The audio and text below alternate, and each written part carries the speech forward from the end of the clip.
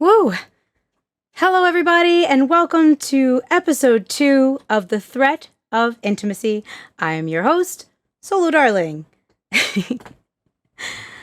Actually, my intro screen decided not to work today, so pardon my few minutes here of trying to see if I could get that funky little GIF to work. But it looks like that is a project for another day. It looks like I've tackled a lot today, and that's just something that I'm going to be doing another time.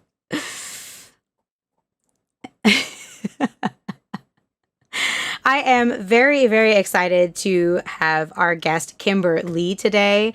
We go way back to a long, long time ago when I moved to Florida and wrestled for Shine and also wrestled for Slammin' Ladies and was introduced to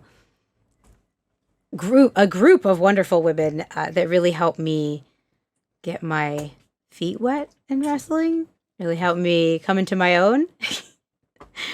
Hey, Tucker, welcome to the chat. I'm definitely going to have to ask you for some screen things later on. But I'm really, really excited for today. I am going to take a few seconds to make sure that we have all of the things in line. I was watching some videos today. I have so much information. I'm filled with information today. I was like, where do I want to start? What do I want to talk about? Hey, Catsuit! Oh, it's so lovely to have you. Wonderful, wonderful. I feel like this is going to be it's bright, it's sunny out, it's a Sunday, it's WrestleMania weekend. Sending lots of love and wins and safe matches.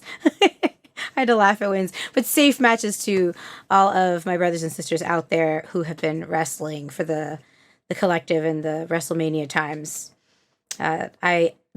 These were always my favorite weekends, right? They always went on for a week, and it was something you prepared for all year long, as well as Shimmer.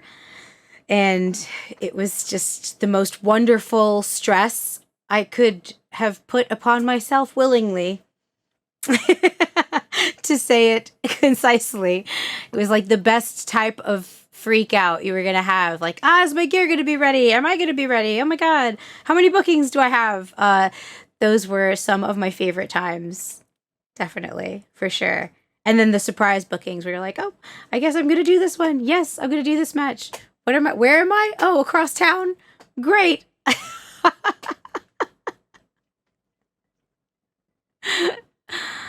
I do miss being in the ring. I miss wrestling. I was thinking today, I was like, do I know how to do my moves?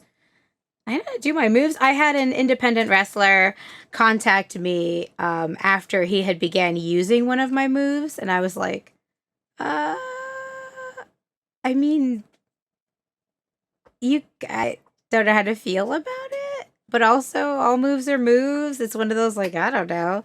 Are you going to do it better than me? But you can totally just tell. I guess my thing is always just tell the commentator to give me a little nod, give me a little, hey you. And that always feels really good. So if you'll all bear with me for a moment, I am going to make sure everything is hooked up so we could get Kimber on here. Let me see. I got all my devices. Got all the devices over here. I even have the eraser board, but I think I'm going to actually buy an easel for it. And I think it has to be its own cam. This is what I have come to. It has to be its own thing. I have so many ideas. So many ideas I will throw to y'all, to the viewers. I'm going to throw it to the viewers. Let me see. What do we got here?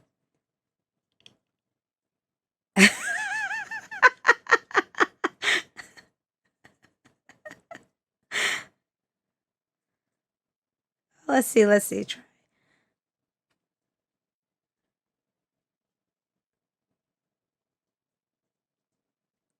Our princess is in another castle. This is what we have found. The princess is in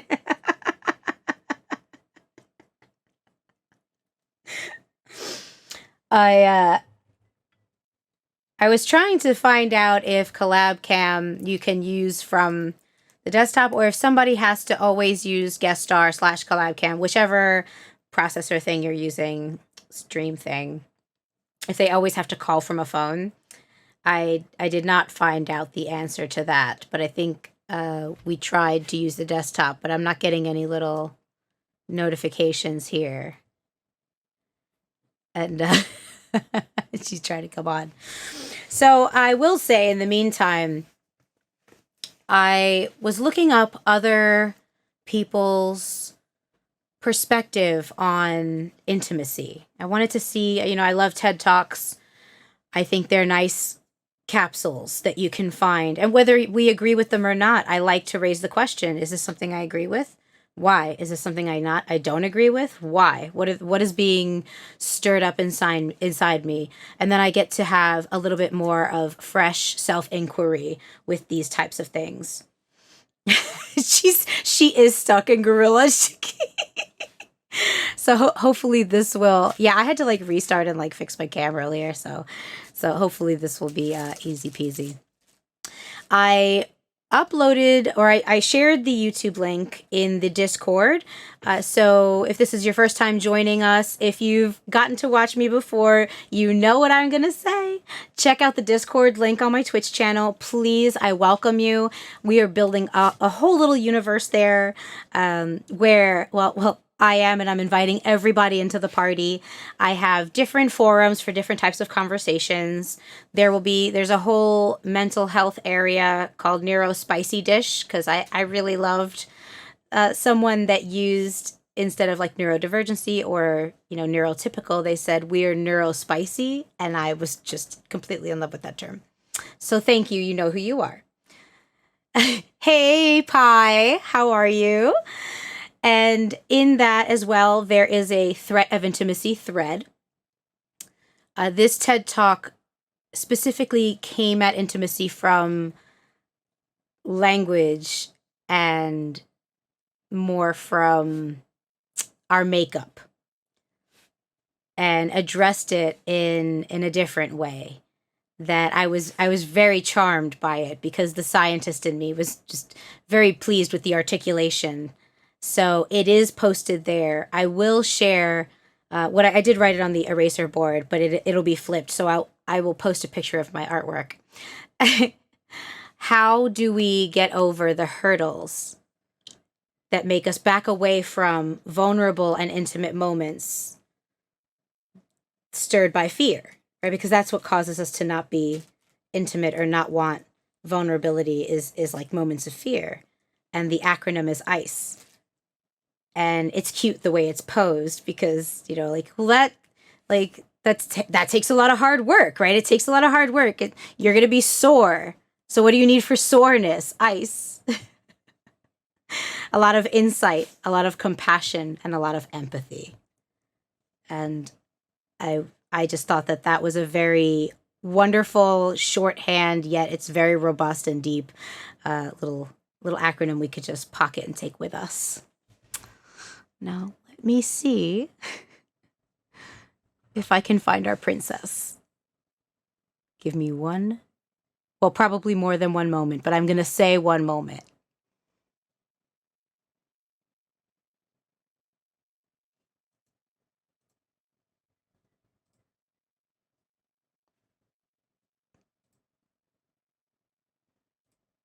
There we go. There we go. There we go.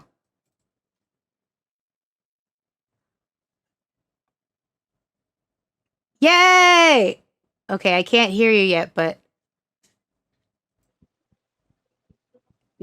now? I think so. Yes, I think we did it.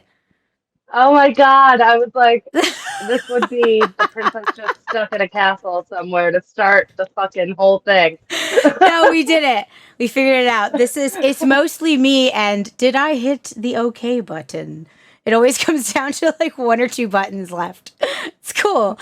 Yeah, this looks great. You look wonderful. Look how gorgeous you look. Thank you. Oh my gosh, welcome. You missed like Ray losing his mind and trying to get in my face, and he's finally calmed down. Oh my gosh, Ray. Yeah, the two are with me here, but they've eaten their snacks and now they're kind of like, shark. They're around me here as if there might be Yeah, I more. can't even say the SNACK word or else all hell breaks loose. Yeah, that's a valid point. I should stop saying that so willy-nilly. Yeah. I should stop waving that word around. And then from your screen, can you like see the chat? Are you able to like No, I can't see the chat, so that's on you. But Okay. All right. Here we go. We got Catsuit here. So many women on the podcast can't get over how many people can only see them as objects, and it is impossible to be intimate when people see them that way. Yeah, it definitely is Catsuit. We were getting into some intro things here, Kimber. I'm gonna let the boy okay. out for some water. Um, okay, I'm gonna do it. I'm gonna do it. Hang on, back up, back up. Let me open the door. Okay, there's just like a team of us short people making this magic happen. You got it? Yeah, you too? Okay. Don't look at me like that. I'll leave it ajar. What? He's like, well, don't close the door. Like, I might want to come back. Like, what if I Right. come back? Well, and then Ray woke up, so he's Oh in the no! face again. I said it. I said it too loud. My bad. Now I have to send snacks. That's that. Oh, hello! Here he is. Hi, Sure. friend. Hi.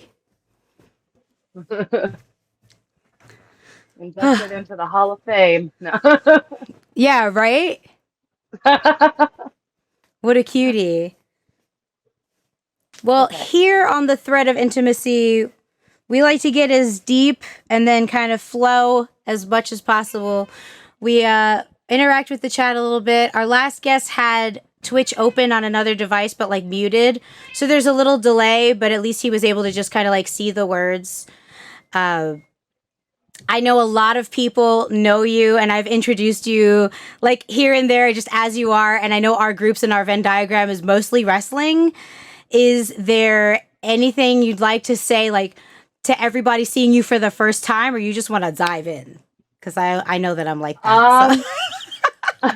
Um, I'm more of a just dive right in. Like, All right, let's will go. They figure could me read out it. that way. Yeah, they could read it in the comments. So the Yeah. first question we like to cover is, what does intimacy mean to you? I mean, it's a deeper word than I think people give it credit for a lot of the time. Intimacy is so much more than I think what people immediately go to, which is like the sexual part of it. It's,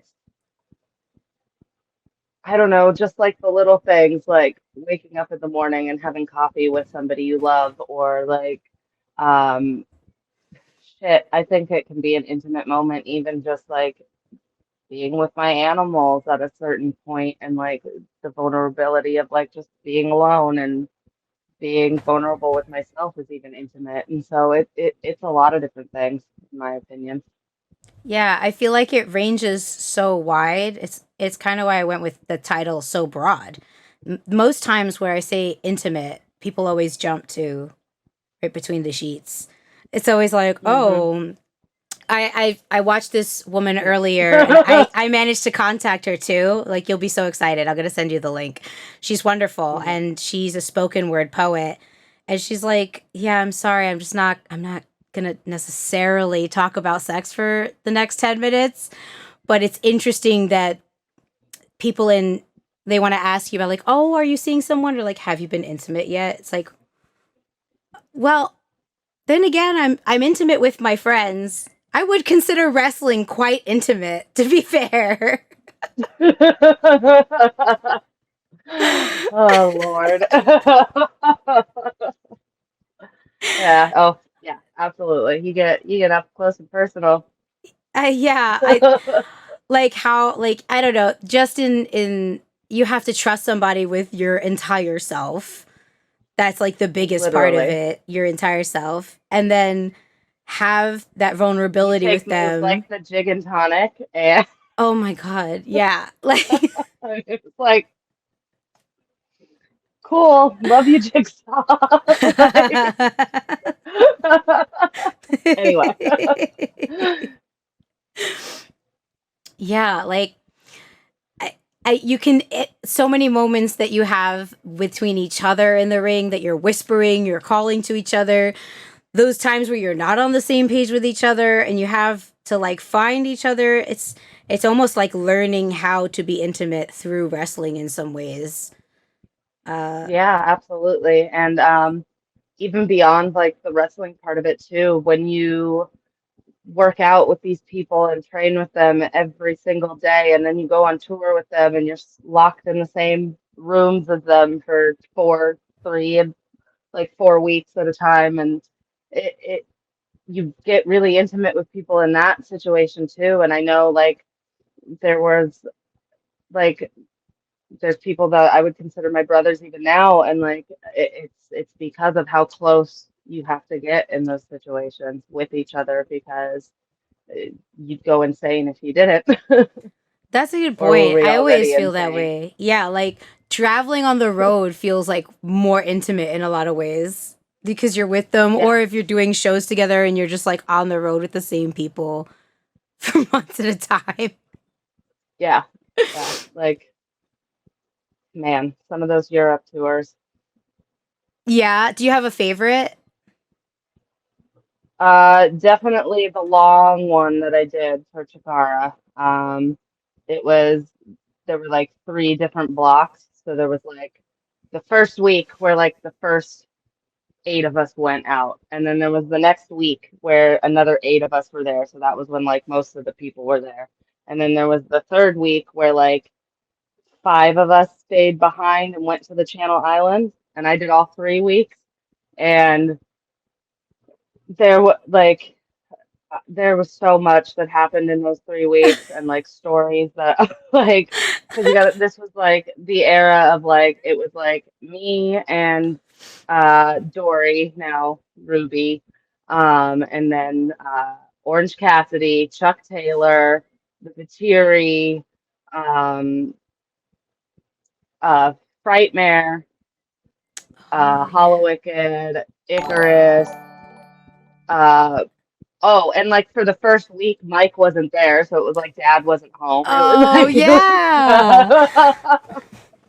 so some Thanks for good the times. follow. Good times were had.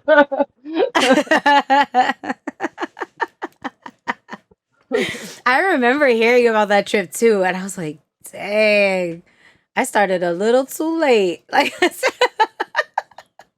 It was a good one, man. It was a good one. But yeah. Lord, we got lost in the forest one night, like trying to get back to our hotel. Like we thought we were gonna get murdered. Where In the was middle it? of Do you England, remember? Oh, in nobody's the middle. phone's working. Like How did you get out? Like, did you just like find a cab? Like, no, we walked all the way back. Like it was up a oh, hill, and I don't remember how we found it, but we did. We just kept walking, and suddenly we were there. oh my gosh. It's like that in Europe sometimes. It'd be like Yeah, that. yes. And there it was. This is where Louis of the Batiri was singing at me one night when we were both rather intoxicated. Um, he starts going, Kimberly, Grand Champion. She does German suplexes, and I'm getting so pissed off. Like, unbelievably mad at him. I'm like, Louis, shut the fuck up! Like, I'm screaming this. Dory's like, oh my God, like, I don't know, even know what to do with the two of them right now. Like, trying to throw us in a cab. Like, good times though. But this is why we were all like very close and had intimate friendships with each other. Yeah, because you're there, you're all you have is each other in these instances. You're in another country together.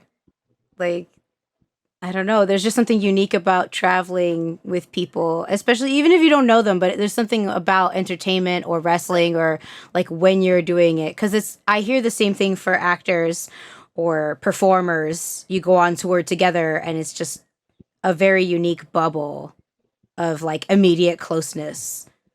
And it seems Yeah, like, yeah, go even when ahead. I was like more dancing, like when you have to perform with people and you put so many hours into rehearsing something over and over and over again, you get really close with those people because you have to.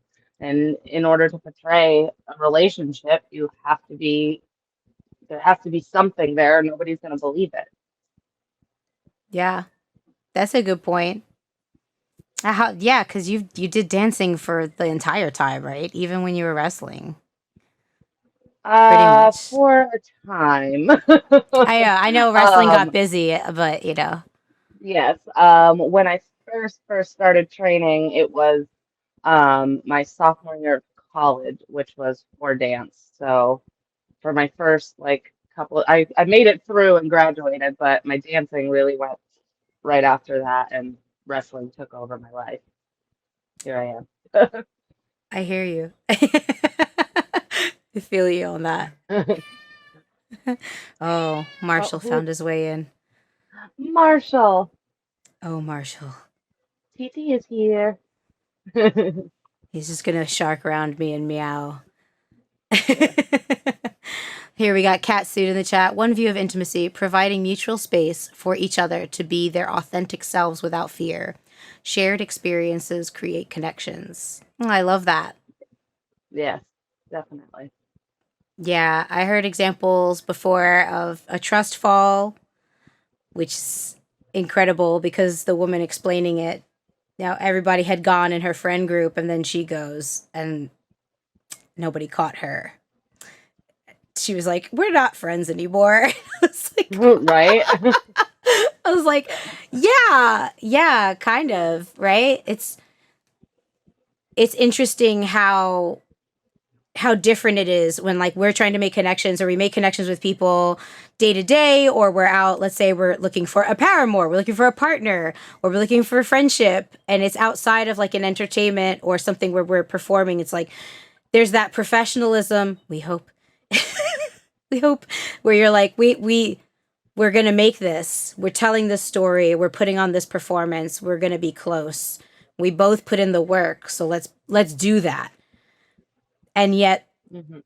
that same kind of template, even though it is so simple and it works and we see it work because we see good performances, but they're genuine good performances. They're not unrealistic. Doing that in real life, but in an authentic like, "Hi, we'd like to be friends. Let's go and do this." And just be our authentic selves. Like, "I got you. Oh, hey, like here are my boundaries." Like all of those very authentic genuine steps don't necessarily happen for one reason or another, and the stakes are very different. And I find that very interesting. Yeah, absolutely. I fully agree with you there. Yeah. How does it feel taking a hiatus? I know it's very strange for me.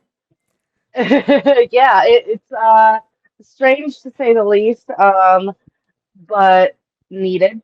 I'll say that.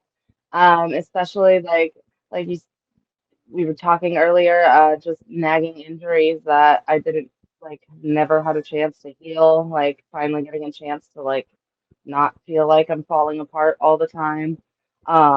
And taking the time for my mental health because that's something that is incredibly important. And especially for our industry with how uh, prevalent like mental health issues are. And, with everything that's happened in the last couple of years, there's been a lot of shit in my personal life, and I just needed to take that step back for a while. I feel like my comeback is soon, but at the same time, I'm like, I don't know. I don't know. We'll see. We'll see where the wind takes me. That's kind of where I'm at right now. I'm Pocahontas. Yeah, I definitely understand. It's like it's nice to have that time and space to heal. I think having like a little bit of distance, it can even feel difficult because of how enmeshed we are.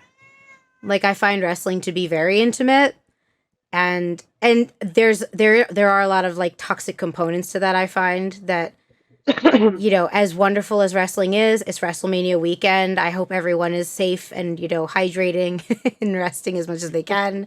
Drink, Right. drink Drink water. water. If anybody is at WrestleMania right now watching this Just drink stream, water. stop what you're doing and go drink some water. Just put a straw directly, just plug it into the fountain. Don't do that. You're in LA. You'll fucking die. Oh, you're in Go get LA. a Never mind. bottle of Never mind. I water. forgot they were in LA. Go get a bottle of water. Go get one of those big jugs that go onto the thing instead of like Go a to beer get a can. $17 Just tap like a bottle of beer. Evian that's so Tap. big. And but But yeah. still, there's this feeling that we can't take time off, that there's like an anxiety behind it. It's a fear-based reaction. Like if we take time off or hmm we heal ourselves, like something's wrong or it's bad or we'll lose, right? There's like a negative component to it. Like we've been trained and taught to believe. And the further I get from it, I can see, right, like that's some kind of negative attachment. Yeah, we're all in like a super toxic relationship with wrestling, that's for sure. And I It's feel like difficult. part of it is we have it like so like beat into our brain that everything is on a timeline and you only have so much time because you're just getting older and the older you get, the less you're gonna do it and blah, blah, blah. And like so you feel Yeah. like, okay, I can't stop because if I stop, I'm gonna be old and like Yeah, right? and Yeah, then you it's start very looking like like Kermit. Kramer and Yeah. fucking There was two gifts I was like gonna mention. It was gonna be Kramer or the Kermit, where it's just like, yep. And so you took care of that. It's perfect. like, and, and then it's just like this whole big thing that like also prevents us from the best work, because then it's like this giant obstacle of like we're further from ourselves because we're like there rushing. And like by the end I was mhm, just like taped. I was taped to hopes and dreams. It's like I just needed a minute. Like I could literally. imagine how you felt, because like we both liked taking moves and doing moves. We liked doing wrestling. Oh God. But And so many things. So many things. Um, but and I would still do dumb shit. I'm sure I've still got a few dumb things up my sleeves, but that's why we're healing. but I'm gonna be like, woo, balcony, wee, and I'm gonna be like, Right? It's fuck like this, I I'm took 30 yeah now. yeah. I took all that I'm time turning fucking off. 30. But but yeah, it's just yeah, it's a weird abusive relationship we're all in with wrestling. But I mean, the hiatus has been good. I'm happy I did it. That's for sure. what would you what would you offer as a change to help our our weird little wonderful crazy family, that although we're addressing there are toxic and abusive behaviors, we still do also understand the positives we get. Like it's a, you know, it's a family. It's got a lot of work, it's got a lot of evolving to do, but like what are things in this relationship if you could communicate to it the way you would like to? Um,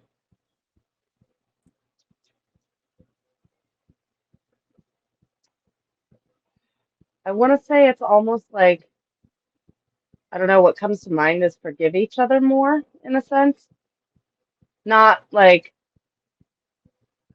toxic. I don't mean that in a sense that like toxic behavior should be like between people or horrible things that have happened in wrestling like that. But like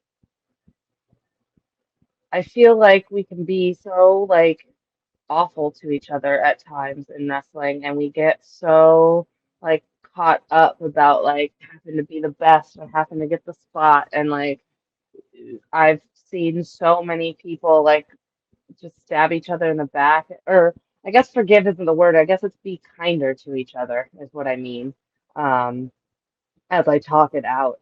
Um, just like it people are just ruthless, and I get that like part of wrestling is there is spots that we're competing for, and not everybody's going to be able to be on TV, and not everybody's going to be able to be at WWE or Impact or AEW or wherever the fuck else there is, but it doesn't it doesn't have to be as awful as it is sometimes. That's for sure. There's a lot of backstabbing. Yeah, I definitely concur with that. That was Uh, part of my plan was that. It's like how do we make the locker room better, because by picking you pick one spot, or we can't start everywhere, but if we're in the back, so I'm in the back so I can start from there, it ripples out and the fans feel it. And as soon as we make changes within ourselves, our relationships change inevitably. mhm. And so that was part of it. And so that's what interests me as well, is like your intimate relationship with all of it, any of it, you know, what would you do different? Would you do things differently or in the future? Because, like, I'm less about a past change, but more about, like, oh, I would do this now, or I'd offer this for people now. That's kind of where I usually go.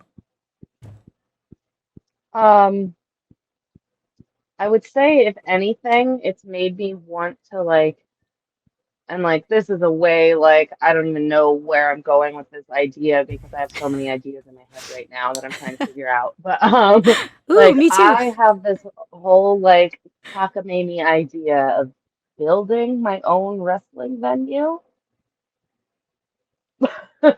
Yeah, that's it. I'm Um, with it. fuck it. Um, but like, and in doing so, make it like making a place that people could like where I don't know, but I never said I wanted to be a promoter, and this is like the most roundabout way of like not saying I'm promoting a show when really I'd be promoting a show, but like just like making a show where it is like only thing that's tolerated is kindness. Like give people a place where they're treated the way that they should be. And you know, like some of the places where I felt like that, you get try and like recreate that feeling again for the next generation and make it better and pass that along. And I don't know, even like I feel like I have a lot to teach because of the experiences I've went through. And if I had a fucking wrestling venue, I would have a place to teach people. And just maybe being able to pass some bit of knowledge along before so that people know how to make things better and people know like can use my experiences for the better. I don't know. Yeah, no, I've definitely felt the same way. Like, I love wrestling. I want to wrestle more, most likely, right? Like, of course, like that's why we take the breaks. Um, but then, like, what can like, I always thought, like, okay, well, I also am getting this degree that was inspired by wrestling. It was inspired by everything that fell apart and speaking out. Is to then, like, we need mental health awareness and help. So I went to positive psychology and neuroscience so that I could understand both ends, right? The physiology of us, the endocrine system, and the brain. And then because there's also a lot of substances that go through wrestlers overall, and that's a struggle. So I would need those resources as well as the positive psychology to have, a wider reach amongst us, because it's so hard for us to find resources, and it's hard for us to even ask because everything is so, there's a lot of that fear that, like, lingers on asking, or afraid of vilification, right? Being vilified. Yeah, absolutely. And I feel like that's part of why I've been so vocal about my mental health struggles and like being like not proud per se, but open about the fact that I'm bipolar. And it's something I struggled with just because it's not something to be ashamed of. And I feel like people are ashamed of it. And it's something more people than you think go through. And it's tough. It's a tough thing and it's hard to deal with. And um very much like other things. Sometimes it's one day at a time, and I think using a platform to talk about it is something that we can do too. Yeah, definitely. Bipolar is the hardest, and it was so difficult to cover when we were studying it because of how close it is, because of the people that I love that struggle with it, that I go to these things looking for answers, and to have people that I'm reading research on, and we still have like so little information on how to help each other through it. Like, as much as we have, I feel like that's not, we haven't even scratched the surface that we're still using lithium as a form of medication, and like that we don't have a direct medication to help. Not that I necessarily promote medication, because I do believe there is a lot within us that we're able to do if we had more access to neurotherapy. That's Correct. And I that's also look into I go more of the, I guess you could call it, hippie route, and I look into like the science behind different psychedelics and mental health and how those could help. But because of all the political bullshit around it, like it's hard to get research on that. But I don't know, oh. very interesting stuff if Have you you look tried into it. anything? Are you So. willing to share any of that, or is that for another party? I've definitely tried psilocybin. We'll use the fancy word. Um, Me too, big fan. but yeah, I definitely think it helps. It definitely helps. Heroic doses for a cleanse at times is Oh, I've needed. heard. Yeah, I've heard. Oh, what was the Yeah. other? Is it begins with a K? My someone very close to me just did a treatment for it that you can find. I don't want to say Clonopin. Oh, ketamine. There it is. Oh, okay. Hey, everybody! My brother's in the chat. Say hi to DJ Dub Pizza. Hey, DJ Dub. Oh, hey, I know you. Yes. I hear very, very good things about ketamine treatments. You just have to find a place that, that fits you, right? Because everyone has their own beliefs. Some, like, we like some Alan Watts, or, like, what's your flavor, because they're going to take you on that journey. So you want to go to a place where you feel comfortable and safe to be vulnerable, because, once you go, you're out there in You're space. going. So you have Yeah. to make sure that you check the facilities out, get recommendations. If that's something you're interested in, anyone watching us, and you're interested in these psychedelic treatments to help you through your mental health, please contact us. We're super willing. I have a Discord for it as well, and we'll talk, and we'll make sure we find a place. I'm happy to call for you too. I hate phone calls, but I'll call for you and make sure they're legit. So, like, before we have people taking off in the wrong places. Right. Yeah.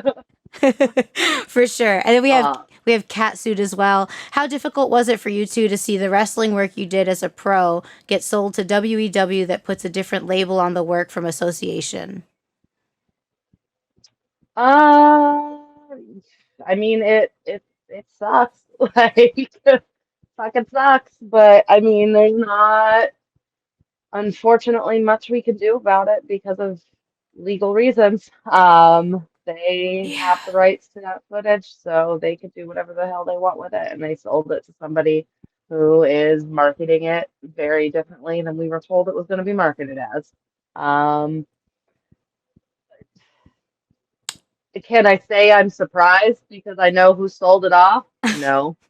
It, Nope. it sucks. Yeah, It nobody's sucks. surprised. It definitely Yeah. sucks. It feels like a continuous removal of our autonomy, which as women we are not new to, I feel.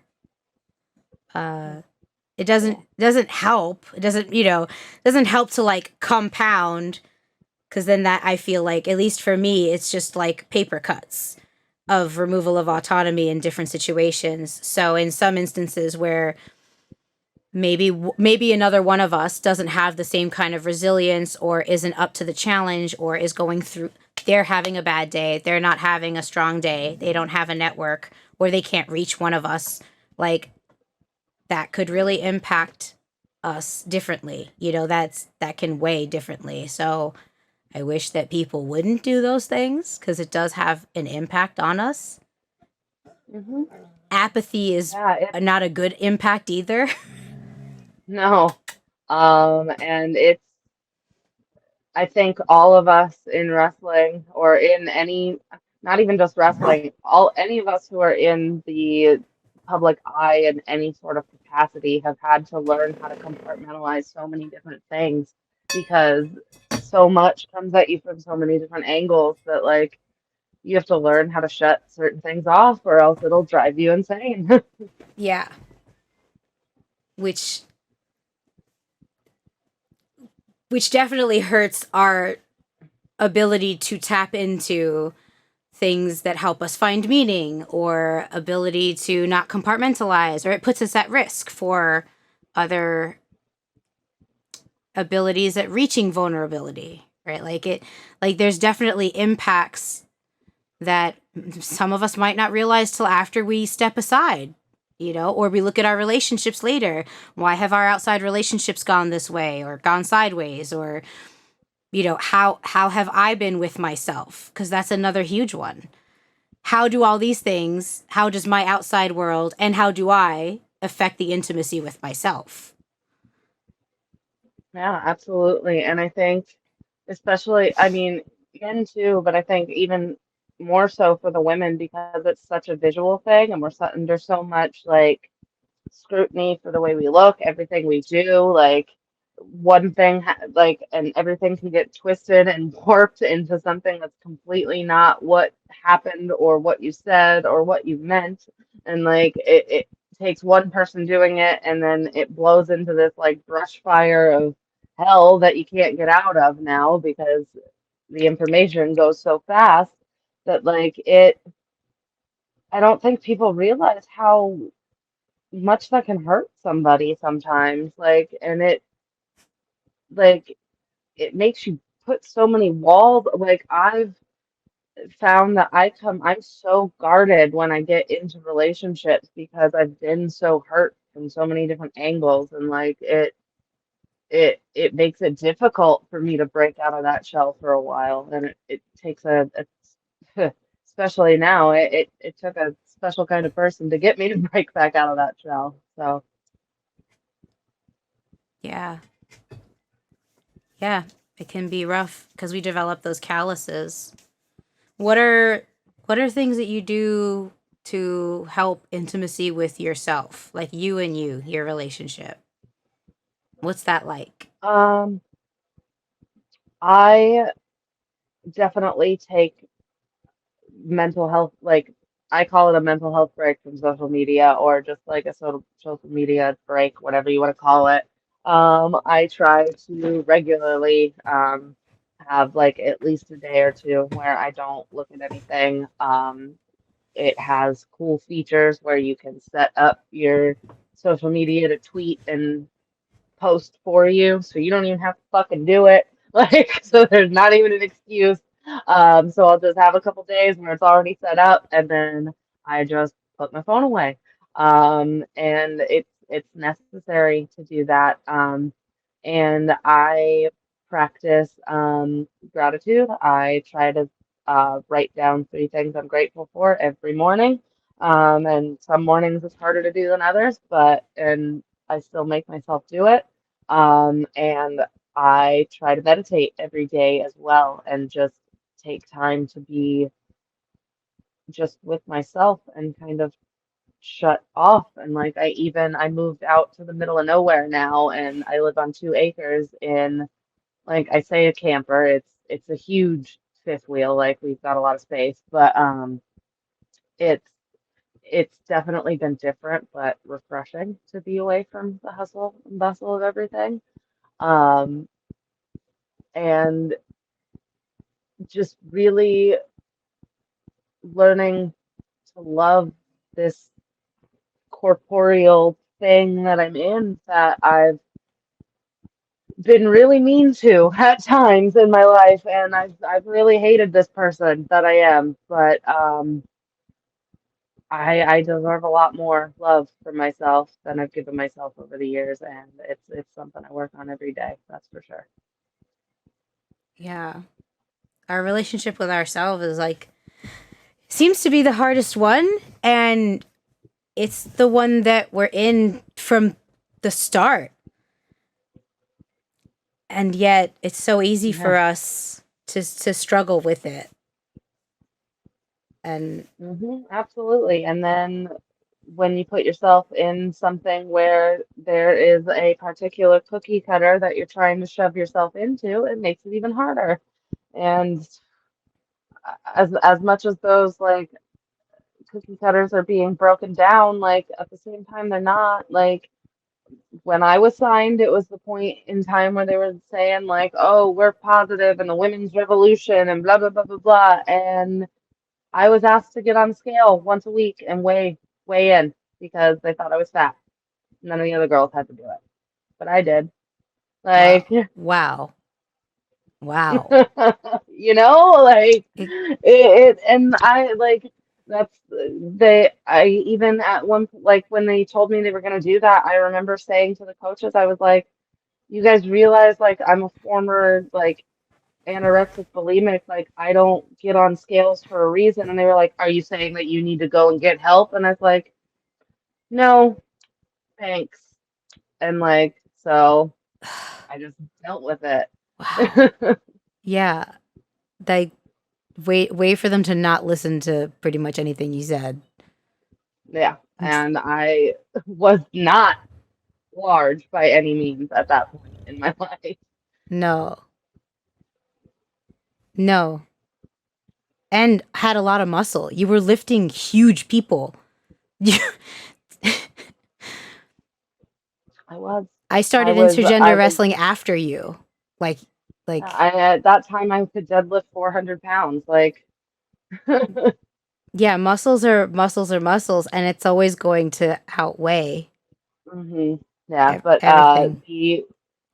it was I will say it was not the strength and conditioning coach that was there. I'm not going to say any names at all of anybody, but the strength and conditioning coach that was there at the time, he is is fucking awesome, and he was the person who had to weigh me, and he said to me, he was like, "You shouldn't have to fucking do this. You look great. Like, I'm sorry."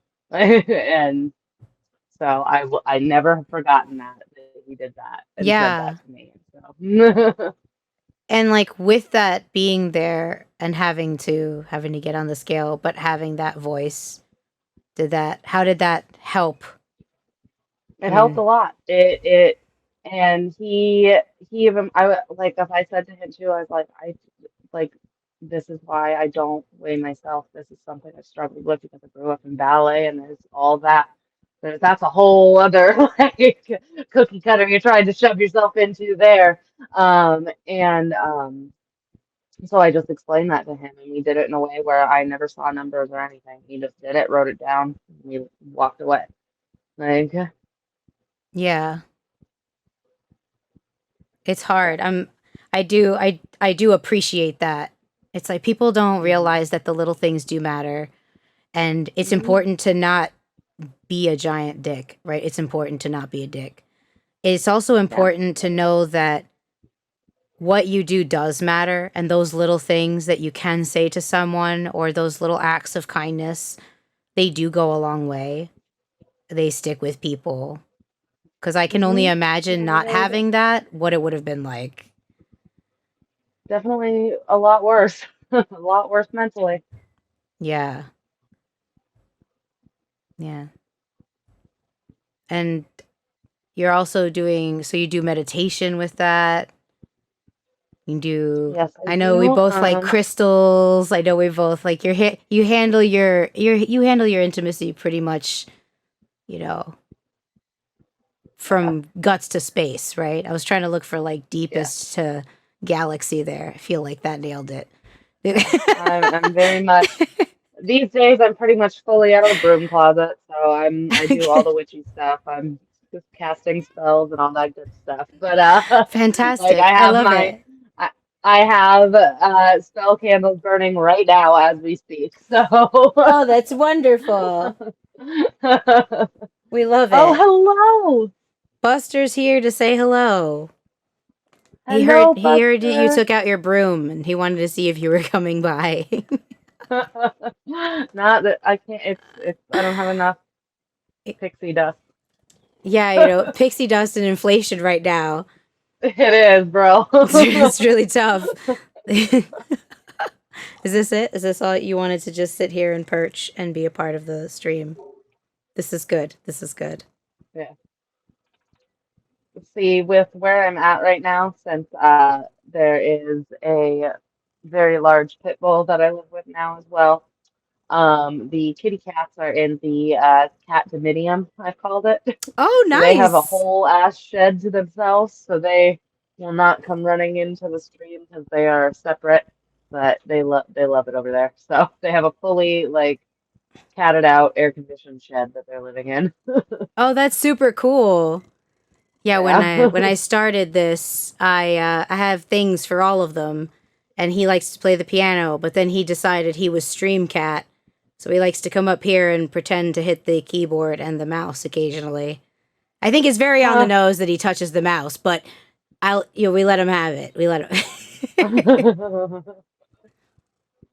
He's like, I just doing my job, Mom. You're doing it. You're doing productions so well right now, buddy. Ray is right at my feet because he heard me talking to an animal. He's like, excuse me, mother. So tell us a little bit more about what's going on now. What are you getting into now? Um, right now, like, I'm just kind of, I don't know, trying to figure out what I want to do. I was trying to do the vet med thing, but that did not work out as I thought it would because mental health, you would have thought veterinary medicine would have been like this really secure and like highly respected, like not to say it's not a respected job, but it's not a job where you make any money. You can make more working at Wawa than being a veterinary technician. Really? So Get oh out. fuck yeah. And like that's with it, like and I'm in Florida right now, so especially in the state of Florida, there's no money in it because you don't have to go to school to be a technician at all, at all. Wow. So, mm, so I was working as a full technician, monitoring, cert, like all of it, and I never graduated school, and that's how most of the technicians are because that's the cheap way to do it. And it's so once you go to school, there's no real monetary like incentive to because they don't give you any more money. They'll just hire somebody who didn't go to school. Wow. Yeah, Are and other so it's states state by better? yeah, other states are better. Some states you have to have your certification to be a technician. Like when I was in Ohio, that's how it was. But it's still you're really not ever gonna break past $25. Wow. And for Yeah. the amount of work you do and the amount they charge, you know, pet parents, like Oh, we know. where does it go? Like that's Not to us. bananas. Cuz you all do a lot of the work. What Yeah, and are we it was reaching for 10-hour the shifts. 10-hour shifts? Yeah, I have a lot, like I have a handful of vet technicians that when we go to like house paws that are very familiar with Thor and Loki and like that I gravitate to because they know us. And when someone new comes in, it's very difficult for me to open up because I'm like, no, I don't want to explain my pets. I want them to help because they know the lasso trick around the snoot and they know how to keep Thor steady. And like some people approach them with fear, and then like, you know, Thor is very calm. But if you approach him with a muzzle, he's like, who are you? Like he gets Right. it's real offended real quick. So like, I can't even imagine Thor being anything but the sweetest man in the entire world. he had, he had where are you reaching? He's just air swimming. He had targeted biter on his file for years. He was like a little crocodile because he's just all, you know, fluff and mouth. And it was just one of these things we had to slowly work through. And we found Dr. Melissa and a few technicians, and that is a real intimate thing that we had to like work. And it was something where I used the cone once because I didn't want to do a muzzle. And then she was able to put a blanket. She was like, thanks, that's a cool trick. I didn't know. And I was like, I didn't know. That's just all I had. So then, Yeah. then that became a thing. And like, so now he doesn't even need a gabapentin anymore. Because it took a lot. It took a while because it's like over a couple of years. But for a minute, he was trying to like straight up eat vets entirely. Like one bite, it's hook, and he's the crocodile, and that's it. Oh my God. What do we have? We have Catsuit. My daughter started in that industry, but she is now in school to go the whole route to be a doctor. She finds it easier to deal with animals than humans.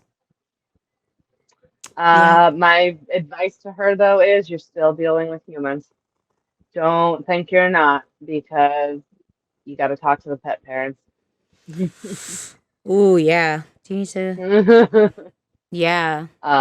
it's a different kind of dealing with people, let me tell you, because our prices are not cheap, and people don't understand that, and there's nothing we can do about it, and people take it out on us, and it sucks. So always be nice to your veterinary professionals. They don't make the prices. They just have to be the bearer of bad news. Thank you, though. Thank you. And thank you for sharing that, because it's good to be reminded.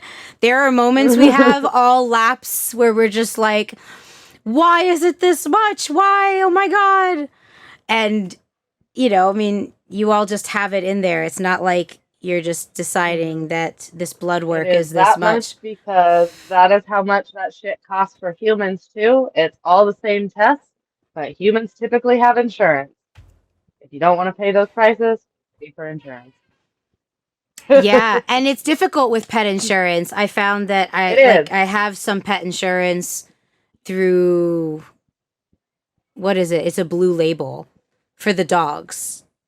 That pretty much it covers, like, it'll cover their x-rays and their stuff, but it won't cover like his hot spots because it's a pre-existing condition. I was like, oh, cool. Yeah, So it's, fun fact, pet insurance works exactly like human insurance. So you would need to get it like you buy puppy, you get insurance same day as you buy puppy. Because anything pre-existing, they will never cover. Yeah, I now do that. Like, going forward, any new pets are getting the insurance like day of, so that they're covered for everything. And another Absolutely. pro tip with insurance when it comes for dental procedures, I don't know about all of the companies, but most of the companies, if a doctor recommends a dental and you don't do it, you just forfeited all your insurance for dental procedures. You have to do whatever the doctor recommends too. Ooh, that is very good to know. That's ooh. I usually do, because I just imagine that they're in a lot of pain, and Yeah, I no, could just like, feel it. I just like can't imagine them sitting with a toothache, not being able to tell me. So I just figure whatever they need, just do it. Like, I yeah, won't no, know. definitely. Well, and get the dentals when they say, oh, it's a cleaning, like, and that's all we got to do. I'm telling you, get it when it's that, because that if they just clean the teeth, you're looking at like just a prophy, uh, is like $600-700. I know that's a fucking lot of money, but when you start pulling teeth out, now you're looking at like, if we had to pull like one or two teeth, you're looking at like 12 to 1300. If we have to pull like 5 to 6 teeth, you're looking at like 17, 1800. If we're getting closer to like we're taking out close to all of them, somewhere around 2500. Like it just keeps going up. Like, Yeah. And then all the aftercare and your pet and like mm-hmm. everything they have to, then them eating and, how they keep themselves clean, because a lot of their health is based on oral hygiene. I think that's like a lot of Mm-hmm. creatures in general, but yeah, everybody Mm-hmm. brush your teeth and floss, please. Just Nice little PSA we're throwing in here. It's a very intimate thing, is brushing your teeth. Everybody. I've had to brush mine, like my dogs, and do the little thing like that with the foam.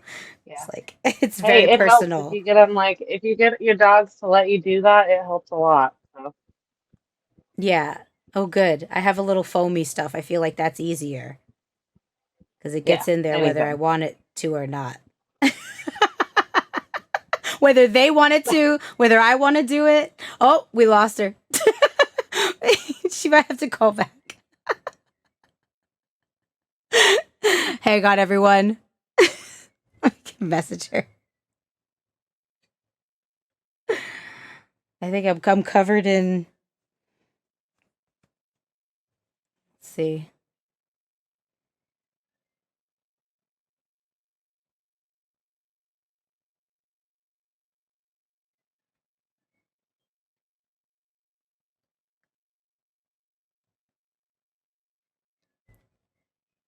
Do people floss dogs' teeth? You know, I know it's not a serious question while we wait for Kimber to pop back in. I but also had the same wonder of like I suppose in the cleaning they must do something. I know I am not going to do it, but I am very interested in just like the curiosity behind it. I'm not going to do it. But I am very curious. I am wondering what happened with our collab cam. I'm sure the first time I had used it uh, on another stream, it did that. It did time out after a while. For those of you that watched on one of my gaming streams, it like tapped out. There we go. We came back. Oh wait, but now I can't hear her. Do I have to double click? There we go. Oh, right. I think we got it. All right. Yeah, we did it. Oh, this is just getting easier. Yay. I feel much better. I have a Stream Deck thing I'm eventually going to use for it because I have all the buttons I could just click. But until that, I have my thing here. Oh, I hear a little fuzz in the background. How's everybody's audio? Maybe. I can hear you fine.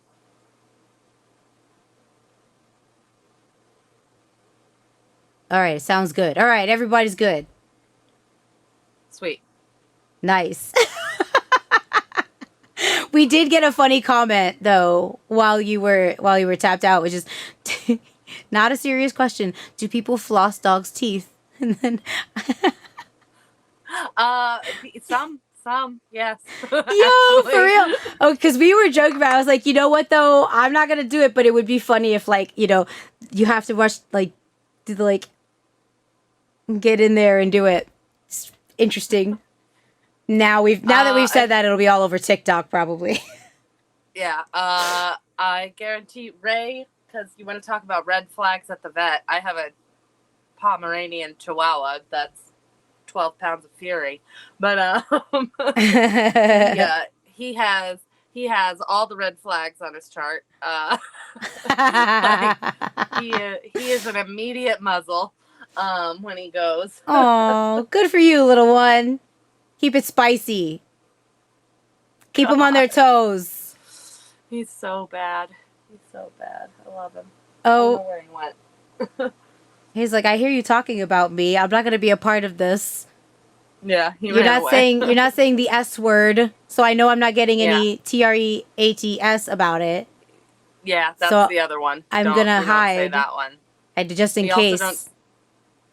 We also don't say HUNGRY in this household. Really? No. No wonder. I bet my two are just like, yeah, we're always hungry. Why are you saying, are you hungry? Of course. Yeah. They probably understand everything I'm saying all the time. And they're just like, she's so confusing. She's constantly getting snacks. I'm not eating them. Like, yes, you can't eat Quest chips. They're not good for you. Right. I can eat them though.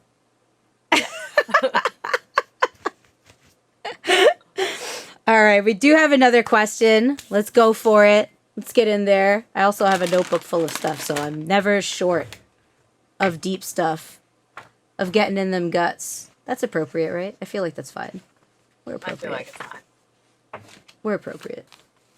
Um, what is, and this could be, because we could take this apart, because I love going through it, because it could be anything, 'cause we're never just one thing, are we? What is intimacy like in your culture? How does it show up? What are ways you express it? But like you said, like, what's culture to even start that one off, you know? Hey, Wolf. How you doing? I don't know. That's a tough one. Just because that's such a, like you said, can be such a broad thing. It depends on what your definition of culture is from the beginning. I feel like we talked a lot about how the wrestling culture is intimate. I mean, I feel like like we said earlier, any type of performing arts has an intimacy factor as a part of its culture. I mean, What's I don't culture know. for you? Yeah. Yeah, that's another. We could even start with like, what's culture for you? What's involved in culture for you? Right. Like, is it like what I grew up around personally? Is it like if we go into the heritage of where my family came from? Is that my culture? I don't fucking know. Like, It's all of I it, feel like, yeah. yeah, like it's like, is it Irish and German traditions because that's what I am primarily, or is it like the culture of like the things I did with my family when I was a kid? I don't know, but I feel like in any of that, like any sort of tradition or like there's something that you're intimate with or that is personal in any sort of event like that would be intimate.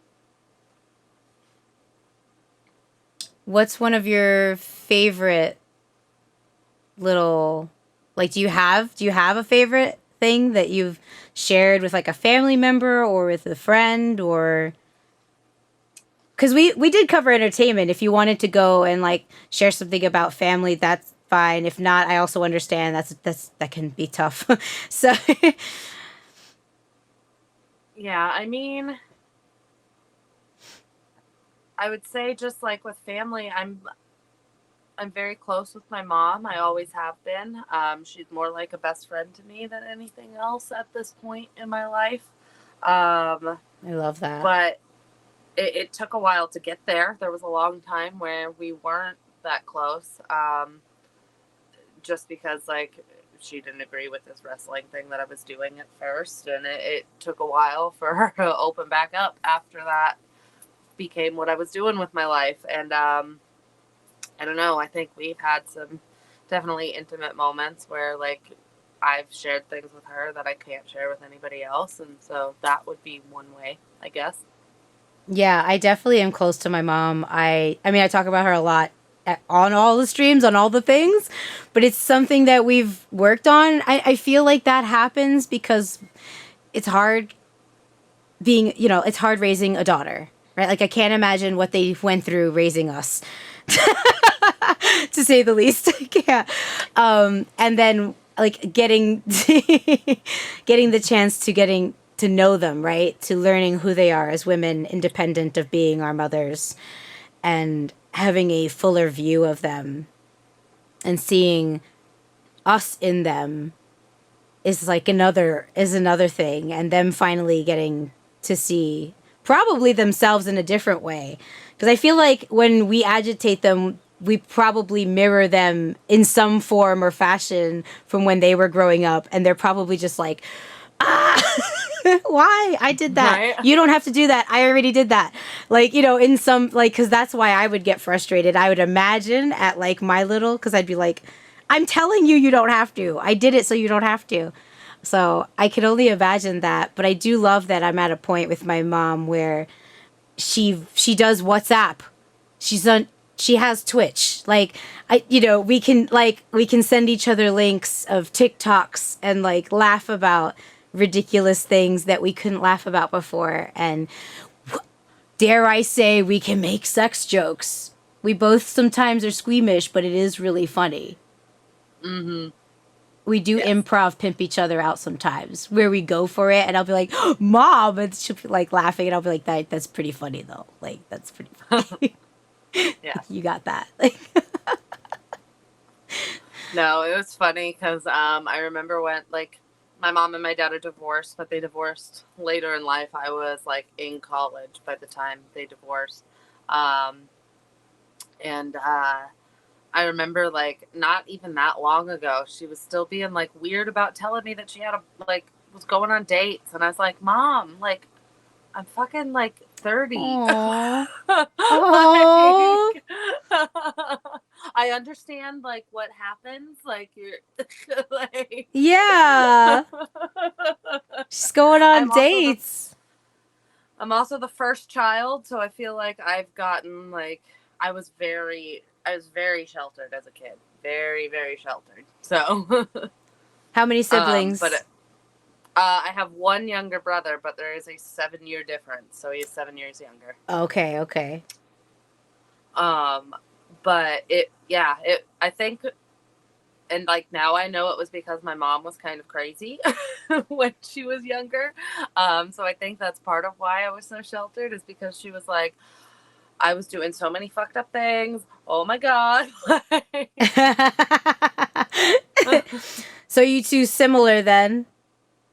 Yes, very, very similar. Similar yeah. in personalities and appearances. If you've ever like seen a picture of the two of us, we're practically identical. When did you both have that, like obviously it takes time, but like, do you remember the moment where you were like, all right, Mom, we gotta be friends? Like, where it was like, let's stop fighting or whatever. Not that like it's fighting, but you know, let's get close. I would say it probably happened just with me because I moved out when I was 18, and I moved across the country. I grew up in Seattle, and that's where my family still is. And I moved to Philadelphia when I turned 18 for school and never went back home. So I think we just started getting closer when we were farther apart, if that makes sense. Just because we had to communicate over the phone, and it just, I don't know, it brought us closer together in ways. I love my mom to death, but I don't think we could last under a roof together very long before, like, I don't know. It's almost a we're so similar that it's too similar type scenario sometimes. But I still love her to death. Yeah, it felt that way. Like, I left the same. Like, right after high school, I went to college and then just kept going until wrestling, and then just kept going. And I remember just like in my early 20s, I just called her and I was like, I'm sorry. She knew. I didn't have to, you know, and it wasn't even that it was anything crazy, or like, it's not like I stole a car, or like, it wasn't anything like barring legal things. It was just like our relationship was just, it was a struggle. And we were going through it. And then I just, that's how we started. And it was just like, I'm sorry. I know. We can still talk about it. I'm not saying I know to not talk about it with you, because that's the last thing I want to do now, is like not talk about it. But then since then, we just started slowly kind of, you know, growing together. Started growing together. It was really nice. Yeah. But it takes time, and it takes the willingness to catch ourselves, I find. And I still do it, even at a beautiful young age of 36. Reacting as though sometimes I am 16. And just be like, oh my God, Mom, like, I have to go to the gym. Like, and then I'm like, okay, wait, like, it's okay. Like, sometimes we find ourselves in those patterns because we're their family. And that's the nature of family, is like, you don't erase it. We don't erase ourselves. But like, we grow upon it. And yet, she never scolds me. She never freaks out. She just is like, okay. She's just very allowing, and there's a sense of psychological safety there to fall back on, to be like, allow myself to fix it, which is it's nice to have that like area to grow in. Yeah, for sure. Yeah. Now we have to take our moms out on like a co-mom date. I feel like we'll have to do that at some point. that's Some mom on mom dating action. I don't know. yeah. just like the four of us. We'll go to like, does your mom like gardening and stuff? She like plants? I'm a big plant person. We could do plants all day. She'll start naming them all off, and I'll be like, perfect. Okay. I don't know what anything is named. Ask anybody I stream to, but I try not to kill them. I tell you that much. Yeah. I've got a whole ass herb garden now. You got an herb garden? I got an herb garden. Ooh, look at you. You got an herb garden up in here. What do I have out there? I've got, I don't even know. I'm sweating. I'm starting to sweat now. Let's talk about herb gardens. I've got basil and thyme. Got basil, thyme, cilantro. Ooh, she says cilantro. You either love it or you hate it, folks. Yeah, it's either great or soap, I hear. Yes.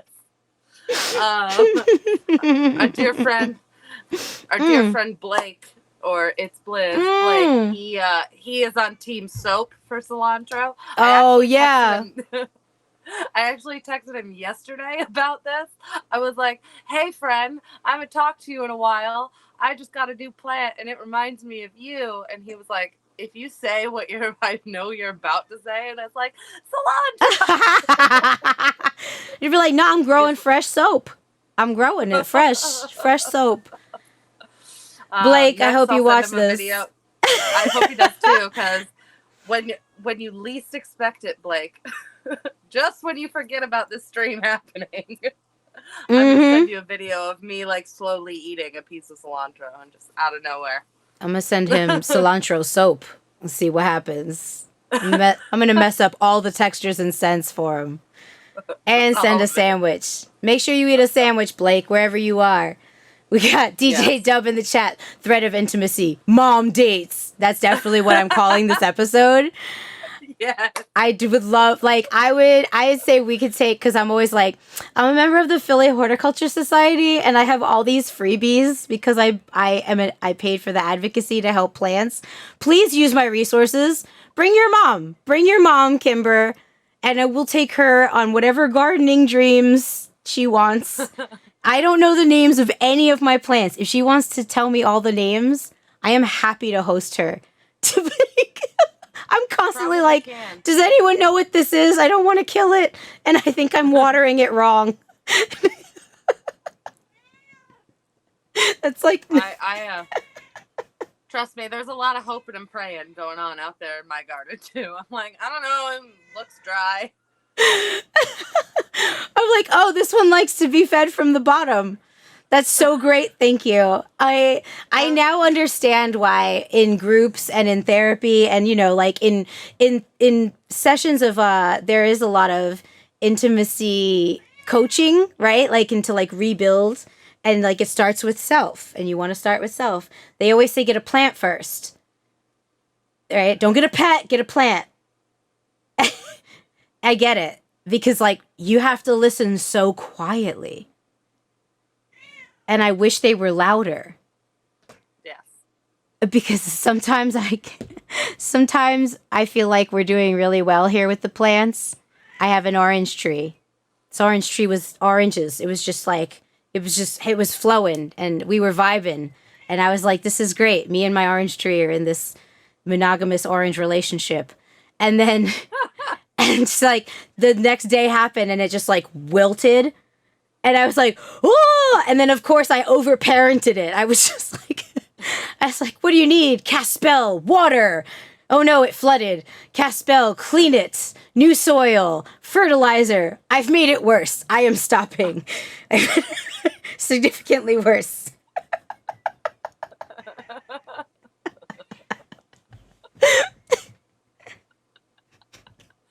Oh, God. I just bought a lime tree, too, so we're going to see how that goes. You know, I could help you with that one. That one I've survived. They have two of them thriving. All No right. idea though. If it wakes up one your- day.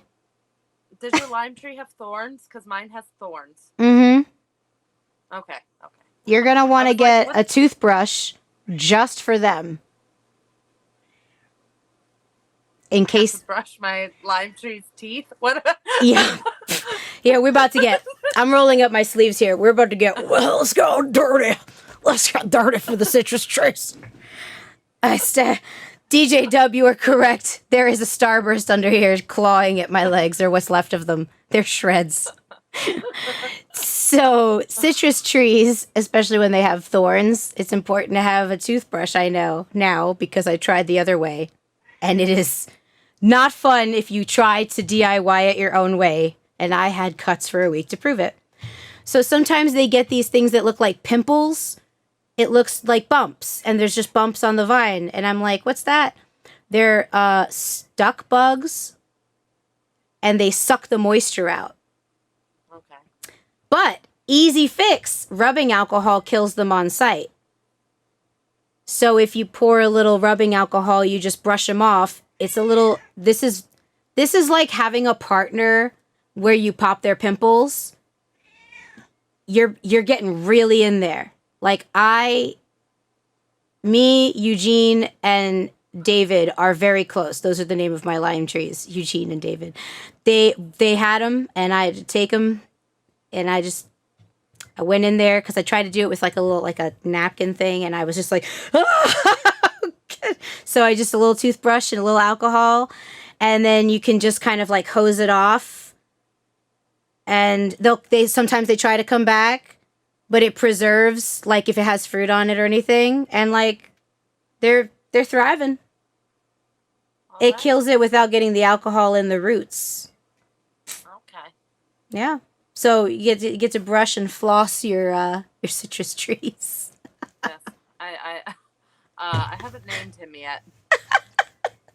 I'll come up with it. But, yeah. Usually I do like something meshed with like the word, but I named them all the citruses after, in Schitt's Creek. So I have a lemon tree named Moira. See, I had a lemon tree, but that did not make it with me in my pack up and run out of my last apartment situation. But that was Lululemon. It was a little that's cliche. good. But No, that's cute. It's cute. Yeah. Wrap her in a yoga mat. Or just like put little pants on her. Put little yoga pants on her. It's very cute. There's something to plants though. I always thought I was so terrible. I don't know how you feel, like, because it sounds like you're in the similar boat of like, I don't know, plants, but they all are so different, and I keep learning new things about them, and it feels so rewarding that now when people say they're not plant people, I start to feel like it's more like, no, I think that we each have a type of plant that we are like more geared to connecting with, because I don't see us as like us and nature. We're like inhabitants. We're all connected. Like I see us we're with nature. Like we go back in the dirt, barring whatever cultural things that we also have to, But naturally, if nothing happens, we just go right back in the earth. So we're with it. But maybe succulents aren't your thing. But maybe you're a coral reef girl. And maybe you're going to grow back all the coral reef. I think that there's so many types of life out there, green life. I invite everyone to do it. Because I think there's just something so beautiful when a plant grows and you did it. Mm-hmm. It really is. For a while, I was only a succulent person because those were the ones that I could go, oh, fuck, I've got a plant. And then water it and it'd be fine.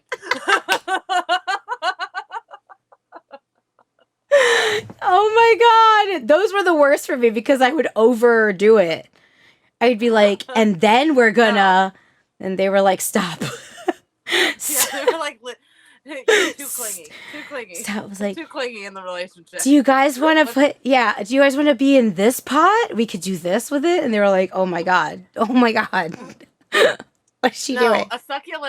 A a succulent's like, I don't even need the pot. Just give me some fucking air and leave me alone. Like, You just put me over there. like,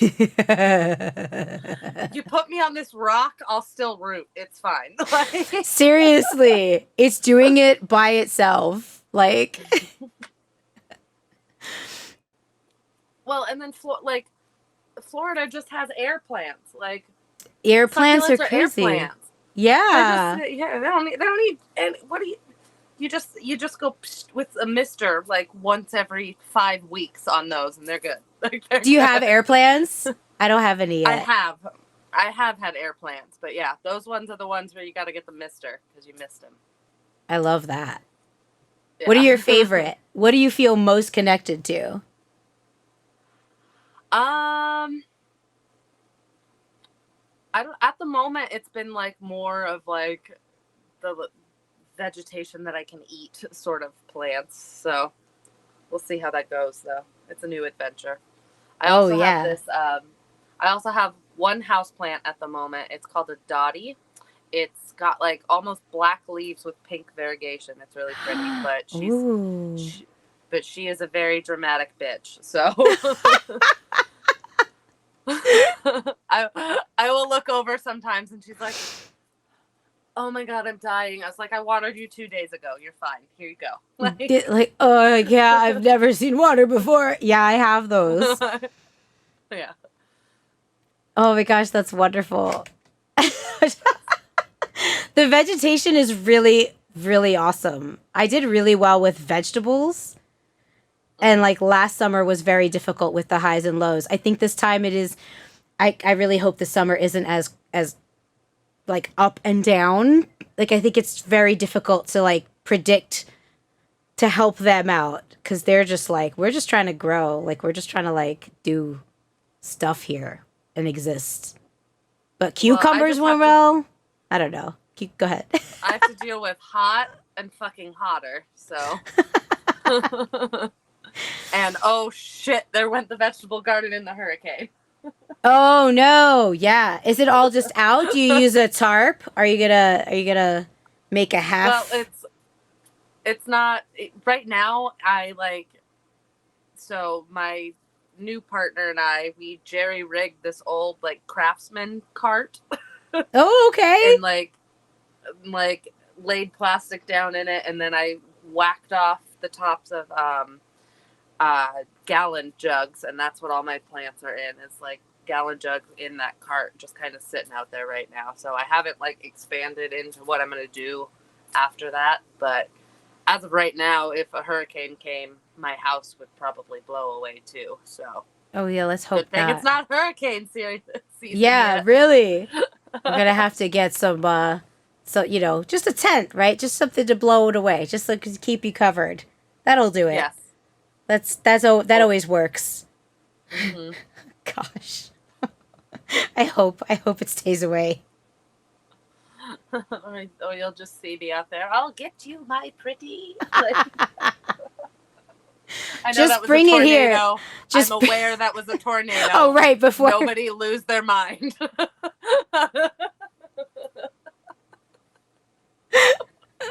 Right, like immediately. Wait a minute.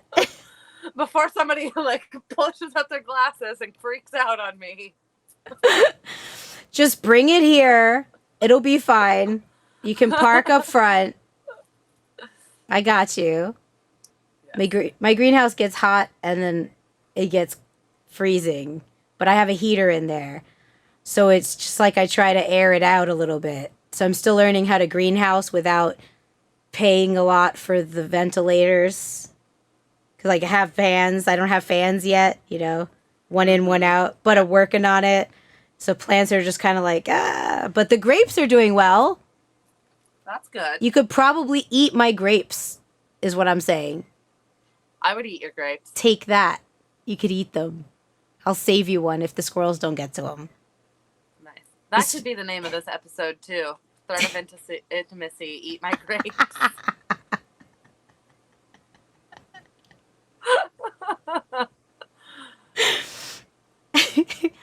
What's your ideal mom date then?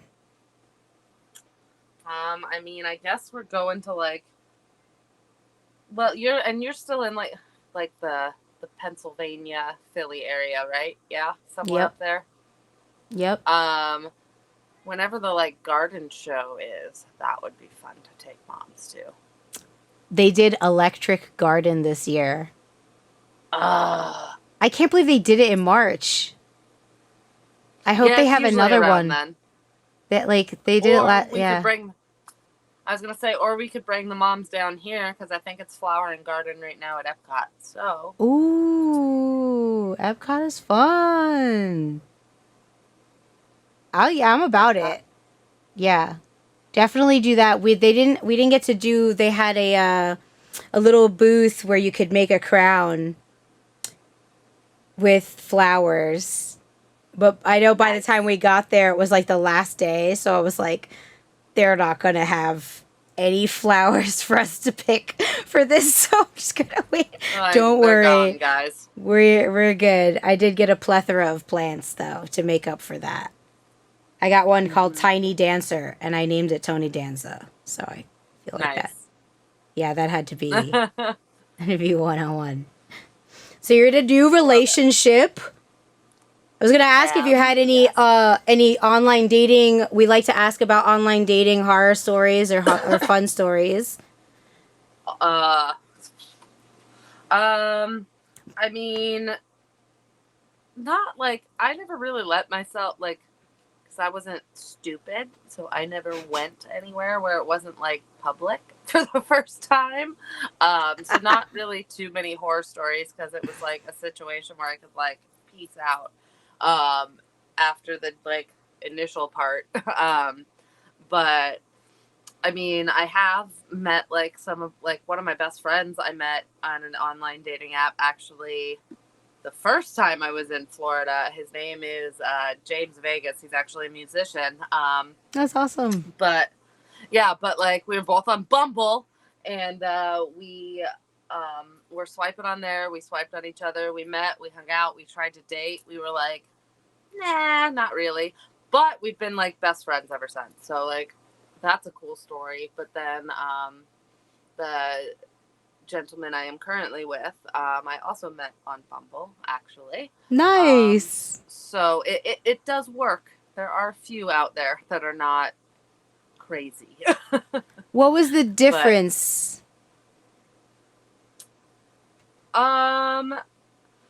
We just him and I just connected like right from the jump. We didn't even like it was one of those connections that just was so organic and unexpected. Like we were meeting up like at a restaurant and we ended up just talking in the car for like 2.5 hours. Like never even like made it inside. And so I don't know, it was just different right from the beginning. And then I don't even think we ever really said like, oh, are you my boyfriend and I'm your girlfriend? It just kind of, I guess we are now. When did that happen? Like, but yeah, no, it's been good and it's been very different. It is somebody that has absolutely nothing to do with our crazy world that we are a part of. His ears must be burning because he just texted me for the first time since we started this stream. Well, good. But yeah, like it came at an unexpected time, and I feel like that's when like the best relationships happen. And trust me, girl, I was like, I am never dating anyone ever again after the last one. So Yeah, that's really hard, and it's rough. yeah, And yeah. I mean, you've been there. It's fucking not. You don't ever get married thinking you're gonna get divorced. That's for sure. yeah, it was definitely a rough round trip.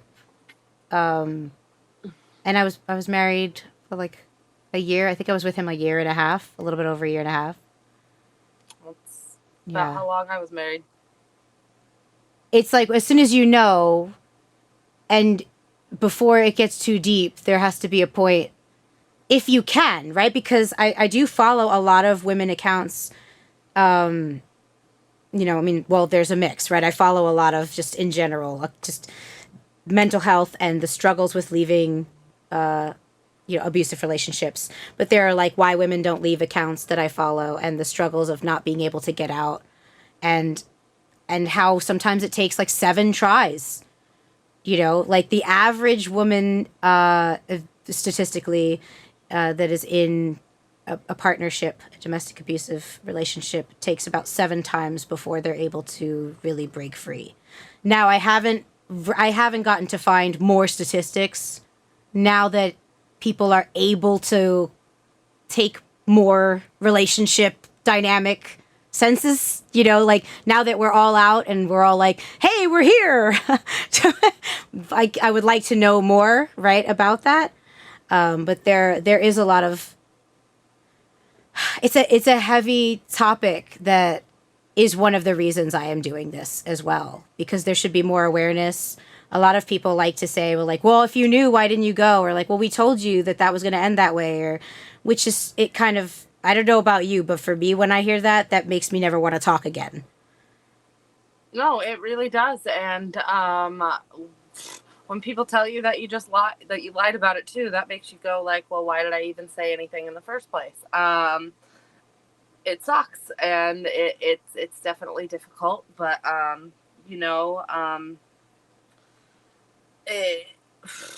it's like abuse is so many different, like there's so many different facets of it too, and some that, like, with the way our legal system works, you couldn't ever go to court because there's no way to prove it. How do you prove that you've been mentally abused?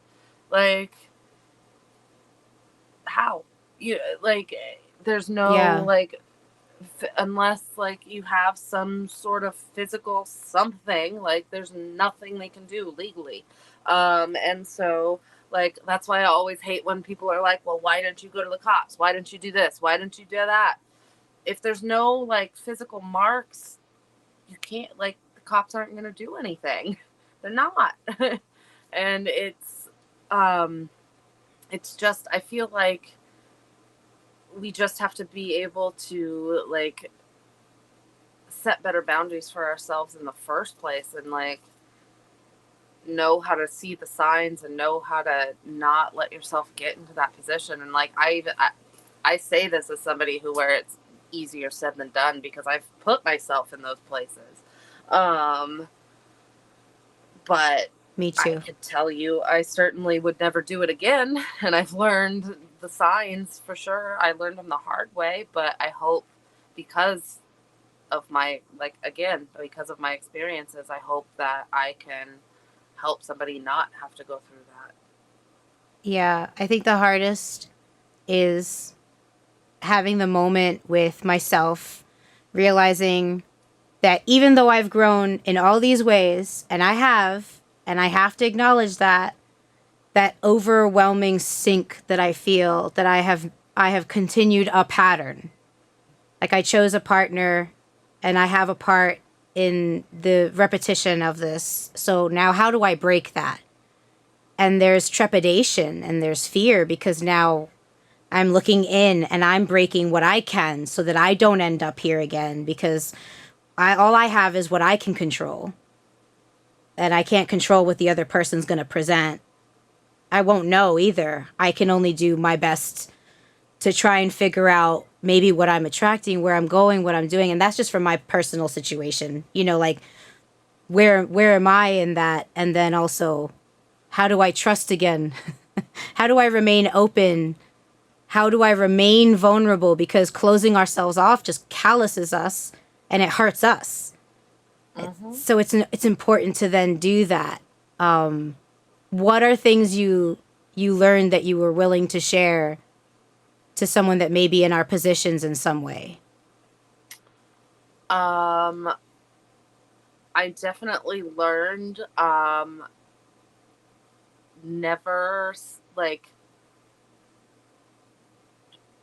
don't let those little, like, intuition, nagging little gut feelings slide. I definitely would ignore that part of me. I believe I'm an intuitive person. I believe I have a strong sense of people's auras and their energy and what's around somebody, but I've walled that off for a while. And I ignored some things that should have stood out from the beginning in my relationships, and I did it thinking that like there was some benefit of the doubt almost, but don't don't do that. Don't settle. Don't think that somebody is better than what they're showing, because the horrible reality is they're probably worse than what they're letting on to at the beginning. And just be really true to yourself, and be willing to like look into the darker places of your life and what traumas you've gone through and how that might be affecting like what type of person you're drawn to. Like I end up was notorious for being I'm going to be with somebody that like ends up being really dependent on me, and I don't know why that was always a pattern that I ended up with, and then they would be dependent on me, and then the second that they didn't need me anymore is when like the abuse would show up, and I would let it happen, and it just kept happening. And fortunately I am able to recognize that now, but I think part of it is I ignored a lot of that intuition right from the beginning.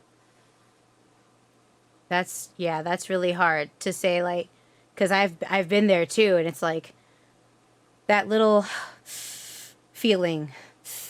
That's how it feels for me. It's just like a little, is that, or you feel that kind of like, did I hear that? Or you second guess, or there's a moment of question, or there's a moment of something feels off, or something feels just not that everything will feel perfect, because that's not what we're saying. Relationships won't feel perfect. They're not going to be a fairy tale. Like real good relationships that are honest and transparent and like genuine and authentic are going to be like our friendship. It's going to be honest and transparent and be like, hey, what's up? Hey, this. I'm presenting to you open, and or like Kimber could say, hey, Solo, when you said that, this hurt my feelings. And I could be like, wow, I'm really sorry. Let's talk. It's very raw, and it will be uncomfortable at times. But we wouldn't trade that for anything in the world, because you get to the best parts of ourselves, and we bring the best parts of each other out, because we can go that deep knowing we have each other's back.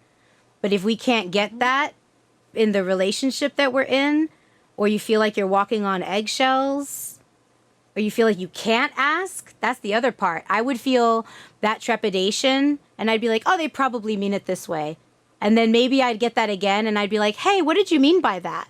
Did you mean this or this? Very curious, nothing with adversity, nothing with angst, just curious. And then see how they bite back. And if they do, they might not. But then there's your answer. Because let's say they respond back very calmly, and you can see that maybe it's something we're seeing in a pattern of our own behavior. That could help us figure out maybe we're seeing something through a lens. But chances are our intuition is going to say, hey, this isn't correct. Something here is not working. Something here is not passing the sniff test. And as soon as if you have that trepidation of asking, that's your second sign. You should never be afraid to ask your partner why, or for more information, or ask, or to have a conversation. There should never be that like hesitation, I feel. No, there definitely shouldn't be. And I feel like it's just that they're your partner. It's not like, I feel like some people have this like one is more than the other kind of concept, and it's not. I feel like we're supposed to be equal and opposite partners, and that's what makes a good relationship. Yeah. And that doesn't mean that we're always right here at all times. It means that like when one person has to come up to bring the other, like you help balance each other out throughout, but it's being able to maintain that and not lean on somebody too much, or vice versa too. Yeah. Something I've definitely picked up is watching how the person is and how they are with themselves. Mm-hmm. I want to see how you treat yourself. How do you talk to yourself? Not how you talk about yourself. Although self-deprecation is a sign for me as to where you're at. But how are you with yourself? Do you take care of yourself? Okay, so then you'll be able to take care of me, because if you can't address yourself, if you can't be with yourself, if you're not even on the journey, because we won't be at the same place, but I need to know that you're somewhere in there. Be like, how are you with you? Okay, well then maybe how are you with me? But right now I need to see how you are. Because those are indicators I used to just, yes, sir. Like I didn't even know that was a thing. And then self-worth would constantly come up. I think self-worth is a really big struggle for many of us. We might feel we are whole and complete, and then we receive the external world and somehow we feel, less somehow. That we interpret it as if we're less when we're really not. Yeah, no, that's just part of this whole, I think, the way society makes us feel that we need to be, and like everything is determined by material possessions in like the fake world, the matrix, as it were. The Matrix, I think that's where part of that comes from. Yeah, we paid the quarter to play. We got a few comments in here. I gotta keep you posted on them. Yes. We got, and you can get sued for saying someone was abusive. That's a new added hurdle. Love that. And Turbo Killer here is, there's nothing wrong with a little self-deprecation. It keeps you humble. I disagree. I think there's humor. There's, but I also don't like to use that language with myself. I think it's funny to make jokes, but I'm not going to be self-deprecating. That's just devaluing myself. When it's already hard enough for somebody like myself coming out of the world I've come from, that I don't want to make it harder for myself to feel confident. What does that get me? Yeah, exactly. I like physical comedy though. If you need me to take a plancha in public, I will. I can clown around in public and probably get us shuffled out of somewhere by a security somebody, but I don't want to be. But I don't need to self-deprecate for that. I do like being a little bit of a clown though. Humor's not lost on me. Like the 3-drink goblin reel that's been floating around. The 3-drink, and that's how you know you're the 3-drink goblin. I am that person, for sure. It's like, one's for hydration, one is to like keep me going, and then like one's for fun, and it's like I was like, yeah, that's definitely me. That's for sure me. But in a relationship, yeah, I don't want to hear my partner being self-deprecative either. I'm done with that. Mm-hmm. I need my human my human to bring themselves up, because like I'm here to go up now. We're here to go up. We've wrestled in barns, we've wrestled at flea markets, we've paid our dues. Can we please have a little luxury? Yes. What's something really positive that's different in your new relationship that you like? Or a few things. It doesn't have to be one thing. I would say it's that kind of learning to set my boundaries again has been something that's very very different. I had lost track of what my boundaries actually are, and I didn't really have any to some extent, and it's been kind of learning like what his are has helped me realize, oh, I should probably not give all my energy all the time too. Like I will like if given the chance, I will do everything I can for other people until there's nothing left of me. That's how I've always been. And so it's been nice being with somebody that like challenges me to find how to keep myself sane and intact and able to like still have something to pour, a cup to pour from, but at the same time also learning how to not zap that energy from somebody else either. So That's amazing. That's huge. That's like a huge one. Yeah. Yes, especially someone who's also has that lovely skill. Just, and then you're like, oh, I need more than water. yeah. Help. Where's the sunlight? Just leave me in the grass Right. for about a month. Right. Yes. It's important to have that autonomy. That must feel great. It must feel like so much space. It does. It definitely does. You have room for activities for yourself. I do. So much more room for activity. That's what it feels like. Like supporting, like I want to support my human. I want them to support me. We support the together goal, but there's like, we're all individual organisms. I'm so glad that's going to be in the cut. So glad it's going to be in the cut. Yes. We're all individual. We're just, and on we're that all note, goodbye. individual. It's been You know what? great. It's not even date moms anymore. We're just all individual orgasms That's the together name. as one. And we've all taken it.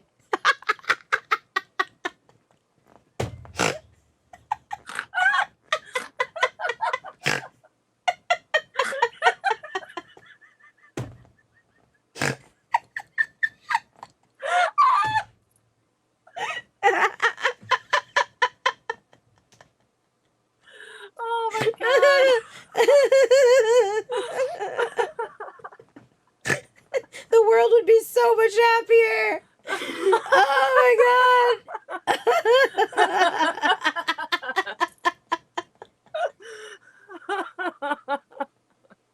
god. Oh god. Now, that'll keep you humble, Turbo.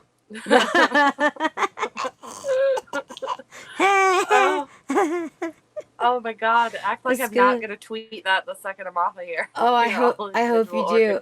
orgasms. It's like it's already been clipped. That's it. Oh my god. All of us. Honestly, we would be so much happier. So much more. The plot's lost, and yet it's not, because truly we are. But yeah, having a partner support you in your goals as well as supporting them without being drained is like the only way to have it go for like longer than a little while, so that you can still have energy by the end of it. So that it goes as long as you want it to. Yeah, absolutely. Also, this is It's all gonna sound like it now. It's just fine. well, and then I have to. So now I have to tell this story that's slightly off topic, but not really, because you'll see why it. A few people So- literally just popped in the chat at that moment, and everyone's Hell confused. yeah.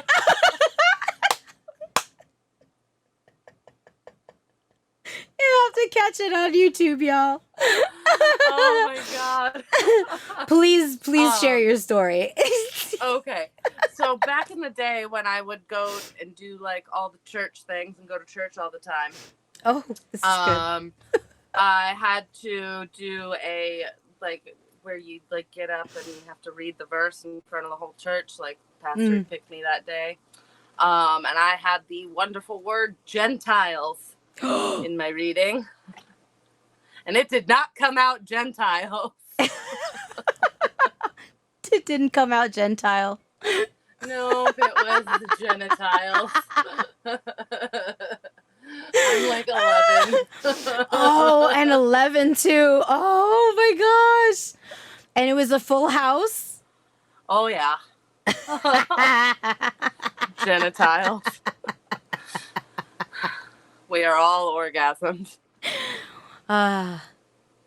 Just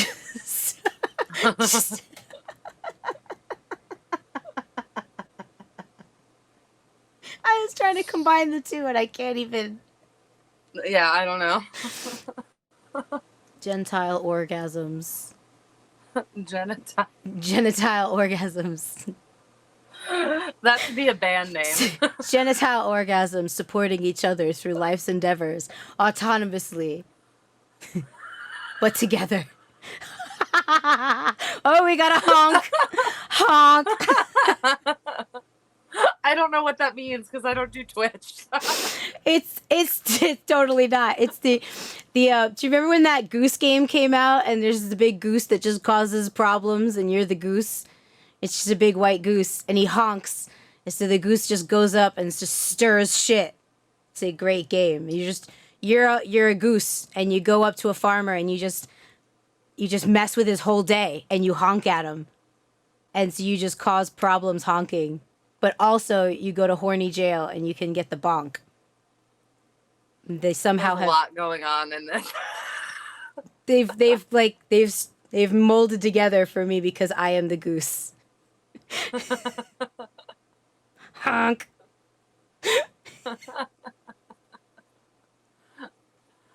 It's fine. It's fine. It'll go down genitally. You know. It's good. Sounds about right. That's what we're getting in the chat. Sounds about right. People have come in, they've come out, they've joined, they've said a couple of WTFs. What did I miss? You missed a lot. You've missed a lot.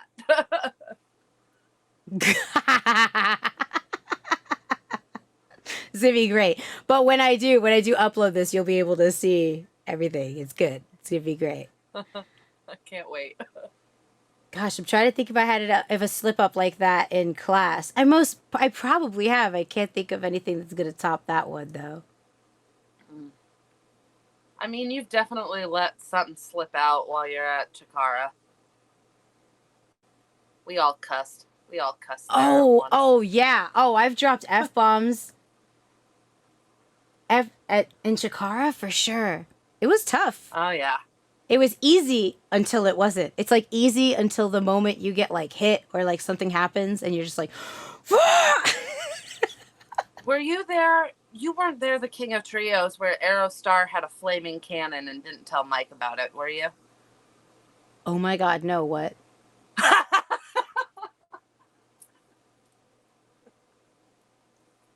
So, all in one King of Trios. Team, I think it was, they were Team AAA, I think is what they were, because it was Drago and Aerostar and, oh my God, Phoenix. And so it was the three of them. And Aerostar has like a flame cannon, but didn't tell Mike about said flame cannon. And we're in fucking, oh, where the fuck was it that he always did it in Pennsylvania? Oh yeah, at that one place. You can't spring it on him. At the big place, right? Oh, the big place. He just did it. Like, didn't spring it on him, just like entrance, flames. And then somewhere in that match too, Phoenix did a double middle finger, yelled "fuck you" at the top of his lungs, and then did some move. I don't think I've ever seen like Mike lose a gasket so fast. Like he went like totally like tomato red and then just like pale white all in like wow. I'm surprised that he lived after that. I'm so amazed. Well, and then in the meeting the next day he goes, Phoenix, you translate, because he was the only one that could like really speak English, and he was like, no cannon, por favor, and he goes, also no fuck you, por favor. I was like, Mike actually handled that better than I expected. I know. I was like really like I was like holding my spoon. I was like, oh, this is not gonna be good. Good job. He's survived, sort of. A DJ weed. Good thing Mike's so easygoing and cool with other people's ideas. There's a turbo. There's a code violation. Punisher, I'm so glad that you were there when we said it. That's good. I'm glad. It's wonderful. Oh wow. Oh, yeah, no, God. we had the Steiner thing. When Jordan's trio and Steiner just kind of laid down forever. And some people were concerned. Yes. But nobody wanted to say anything. Because then what do you do? So then he just got up and left at one point. So we were like, okay. Mm-hmm. Didn't we get him a swear jar? Didn't the next day he have a swear jar? Yeah, we did. We did the swear Yes. jar. Yeah. Yeah, the next day he had a swear Yeah. jar. So we worked through it. Yeah. Yeah. But, nah. Those two. Anyway. Yep. Even now, I don't know if you've been on the social medias and seen what's been going on with them lately. So I heard that like at first the swears and slurs were just kind of happening and nothing was getting done about it, but I obviously I'm not there, you know. Neither was I. But so I don't want to say, how but it read. Yeah, so I hope it was a little less nothing happened, because it looks like eventually it was very upsetting, right? Obviously, we are all upset by it, but I hope they're okay. I hope they're okay. I hope they were taken care of and looked out for, and that, you know, everyone around. I really hope people weren't just sitting there. Like, Yeah. I wasn't there. I didn't see the situation. I really hope people didn't just let that happen. Right. I hope it wasn't just as quiet as it sounded. Mm-hmm. And like, well, and it sounded like the Impact people stepped up, and that I believe 100%, because I know those girls wouldn't let anything like that happen. Yeah, likewise. But yeah, it's just shitty situation, and like, I believe it unfortunately. Not that long ago, like one of the FSCWs I did fairly recently, probably within the last 6 months, they were on it, and they had to do like an interview of something that was in the FSCW ring. Their panel was there or something, and they had started providing catering just for us, like just for the wrestlers. So so we had food that was just for us, like not in the green room, because like we're not allowed in that area. And like they made sure there was vegan stuff for me. And so like, and they ended up like taking most of our food, and like just took it.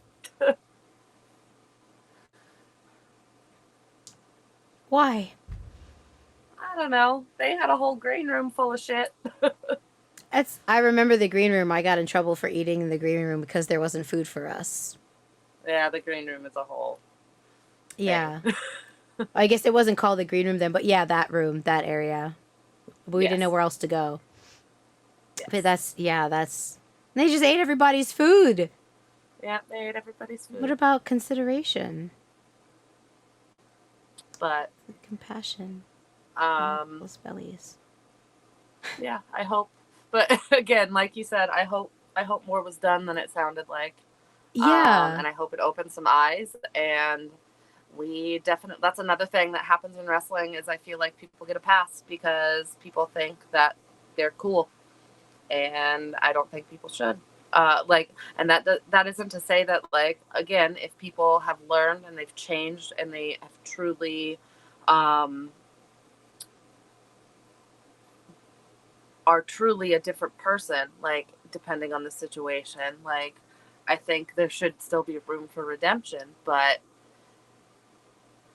you know, like, it's, anyway. Yeah, no, I definitely, sucks. Like, even when you, like situations with, like, all the stuff that came out about Ric Flair, but he's still revered as, like, a god in wrestling, and, like, there's certain people that just, I feel like, get too much of a pass and no consequences. Yeah, it's definitely hard to follow through with a lot of things, which is why we're saying, like, yes, align with yourself, you know, go inside, but work on your relationships. Like, all of these things help strengthen us because we still have these external worlds to deal with. We're like, yeah, he just gets a pass, and there's no real Nothing's happening for it. Like, that just kind of happens, and then... But that's not for everybody. Those rules don't apply for everybody. Or the things that other people do are disproportionately punished. So I think all of that should have more of a gradient, and more of like a reality. Like, everyone is human, and let's start there. Yeah. And let's really look at the facts and like the history, and like let's really look at what's going on. Okay, did they hit their head a bunch and now they're suffering CTE? Right, like we should really look at these things with some compassion, and then also the compassion for the overall situation and everyone involved that's affected. I think that's where my moral ethical circle lies there, like of the self, of the people involved, of, right, like it's all of us there, so that nobody's left out of what's happening, so that we can clearly see what the best fit solution is without putting someone on a pedestal and then having like a dysregulated approach, because then that also gives way and allowance to other people to perform the same way. That's for sure. It absolutely does. And it's like, well, then what are we teaching anyone? Right. We're teaching them it's okay. Because standing by your integrity is really difficult as it is. Not to say we don't do it, but it can be very challenging, especially in entertainment. Because entertainment can ask us to sell ourselves. And there's no guarantee. But then there's that like weird line that I feel like we're like striving for, not personally like we, but like entertainers. It's like, all right, if we get this famous, we could walk outside naked and no one's arresting us.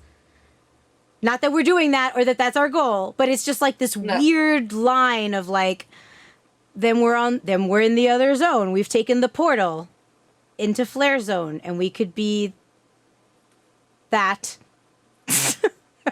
Like, you can go into a restaurant and take a shit in the middle of the floor and you'll be fine. Like, and they'll be like, oh, funny Flare. And it's like, what? no, like, That's not okay. I don't want to eat here now. I'm going to take it to go.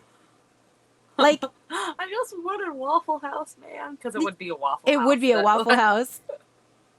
That, like, everybody's poop is still poop. Nobody's poop is fancier than anybody else's poop. So everybody's got to do their inner work and their outer work just the same as everybody else, because poop still comes out the same. Does it matter how famous you are? The thread of intimacy. Everybody shits the same. Everybody.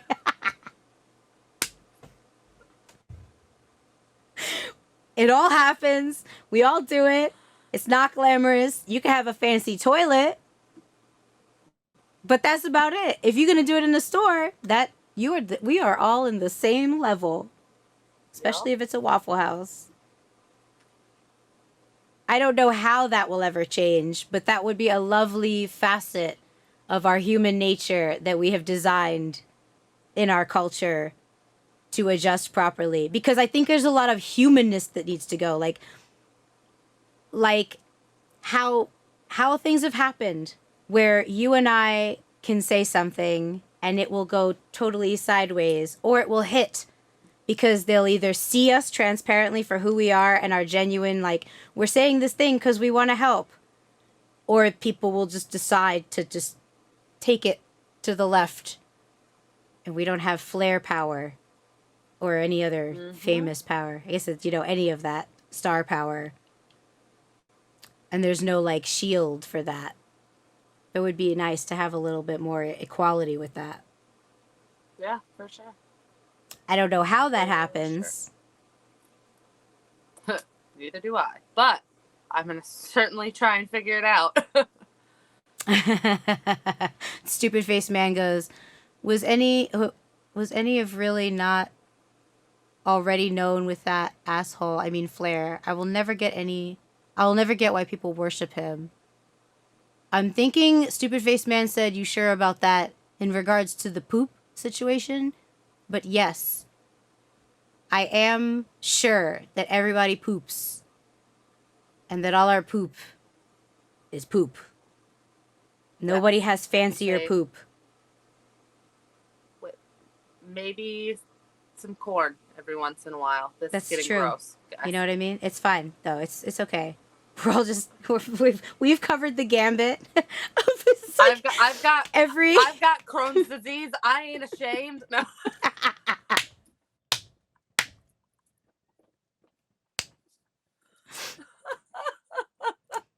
So I'm not ashamed. I had colonoscopies at 17. Let's go. Ooh, bringing in that real. Somebody said add a little color. Gotta accessorize your your bag, your colonoscopy bag. You gotta bedazzle it. Oh my God. Yo, Bard Dog, you killing me. Thank you for entering the chat with that gem. That was beautiful, beautiful. How is everybody doing in the chat? Thank you all so much. Just want to pause and thank everybody for joining us tonight on this amazing thread of intimacy with our friend Kimber Lee. And DJ Dub Pizza goes, just remember when you had beats the day before. That is a very important thing to remember. Oh God.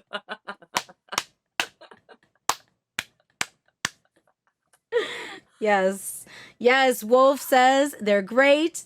Awesome. Does anybody also we also like to open up the floor? Does anyone have any questions for us?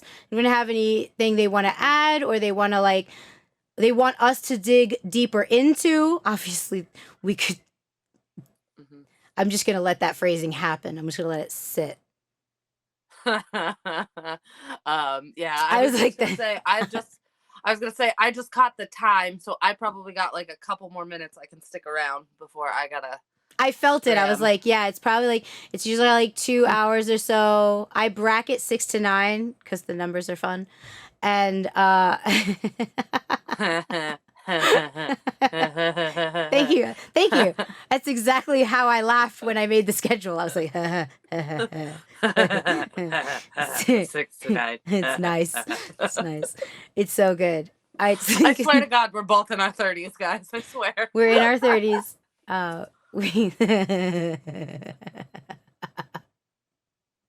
We're just 2 adult orgasms in our 30s.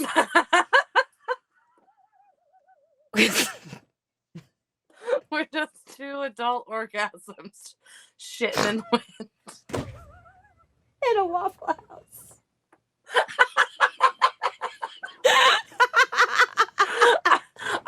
Should we make that a shirt?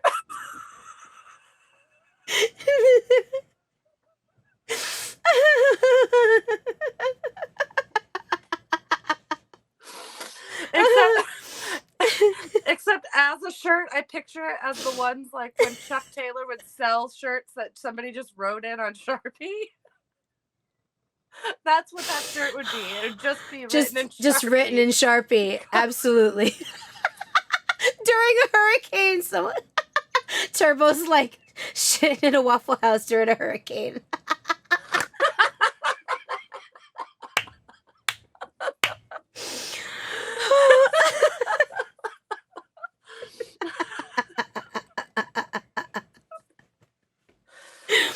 Oh, real harsh man, welcome.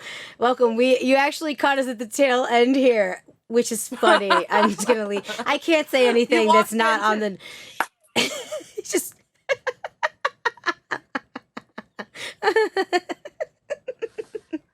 Oh my gosh. Oh, I can't even recover. It's just gonna keep going. I just feel like I'm pulling on the same thread. So we're opening the floor. We've got last call here for Kimber Lee. If anyone has any questions, please pop them in the chat. And while that's happening, Kimber, plug everything. We like to say schmonly schmans.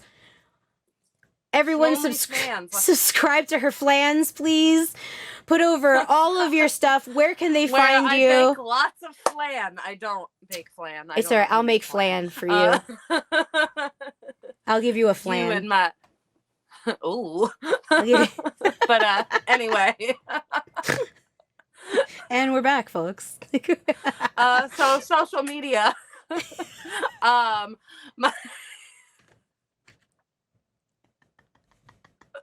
I don't know. I'm on there somewhere.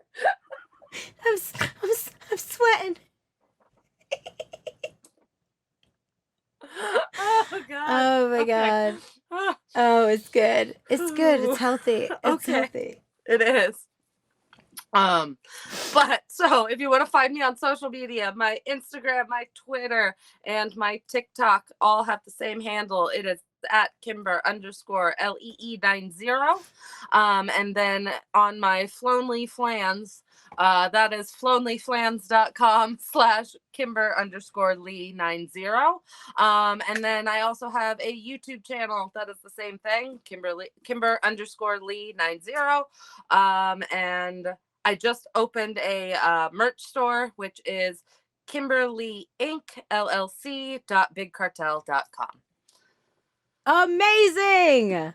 Wonderful. So everybody smash the subscribe, like, follow, sub buttons appropriately per platform. Thank you so much for joining us on this wild ride. Yes. I will come back anytime and just we'll see where the night takes us, because Lord only knows. From guts to space. Thank you.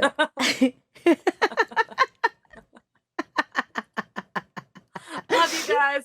Love you so much. Thank you. Have a wonderful night. Take care. Have a good night. Bye.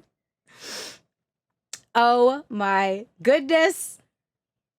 I know we can't hear the applause, but everybody give it up for Kimber.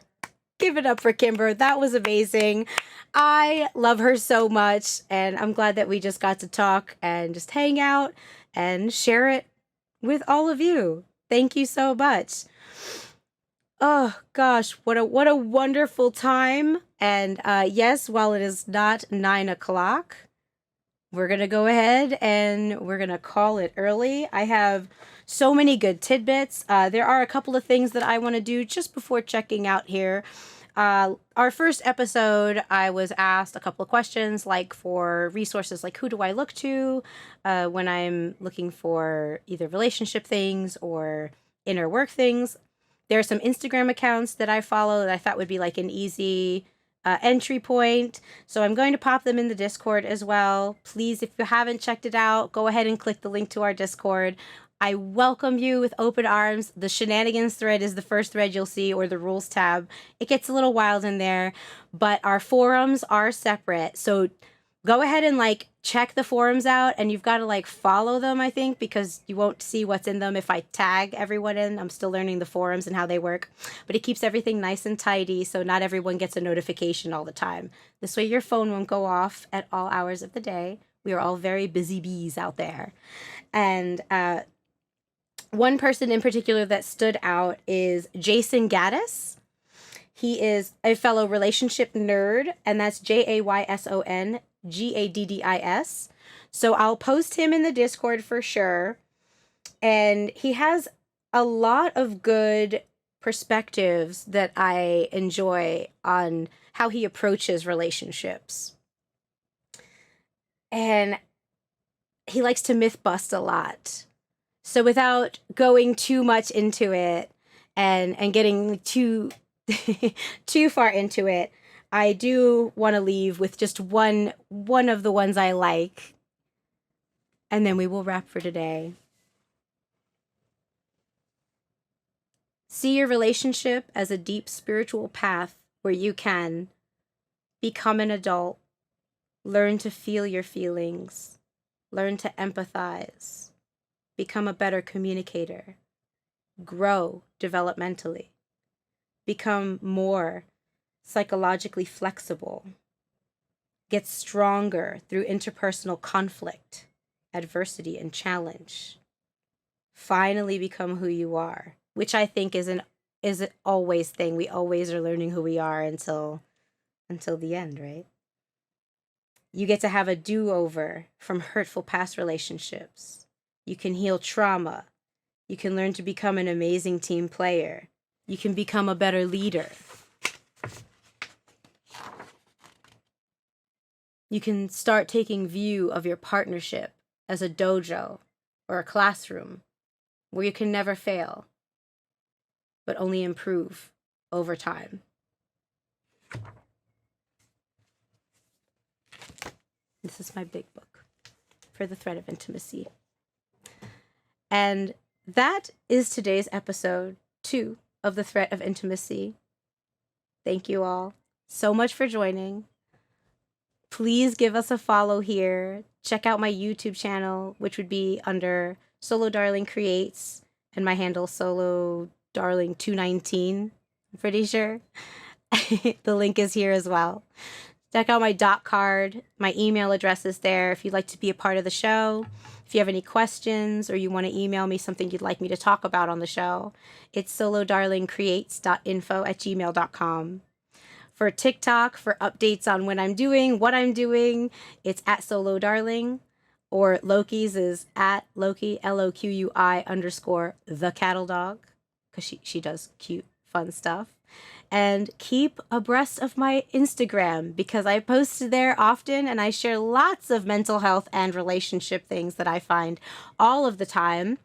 And we will be getting into mental health stuff more in the upcoming episodes as well. So follow me there at Regulations Solo Darling. If you'd like to support the arts, you can definitely subscribe here. And my main squeeze is Schmoly Schmans at the unschmolyschmand version.com/Solo Darling. And I appreciate your subscription and your support. I appreciate your views and your time and your energy, your openness and your willingness to play, be serious, go in the deep end, or get thrown in the deep end with me and my guests here on my lovely passion project for all of you, the threat of intimacy. Thank you. Please stay hydrated. Don't do anything I wouldn't do. Good night.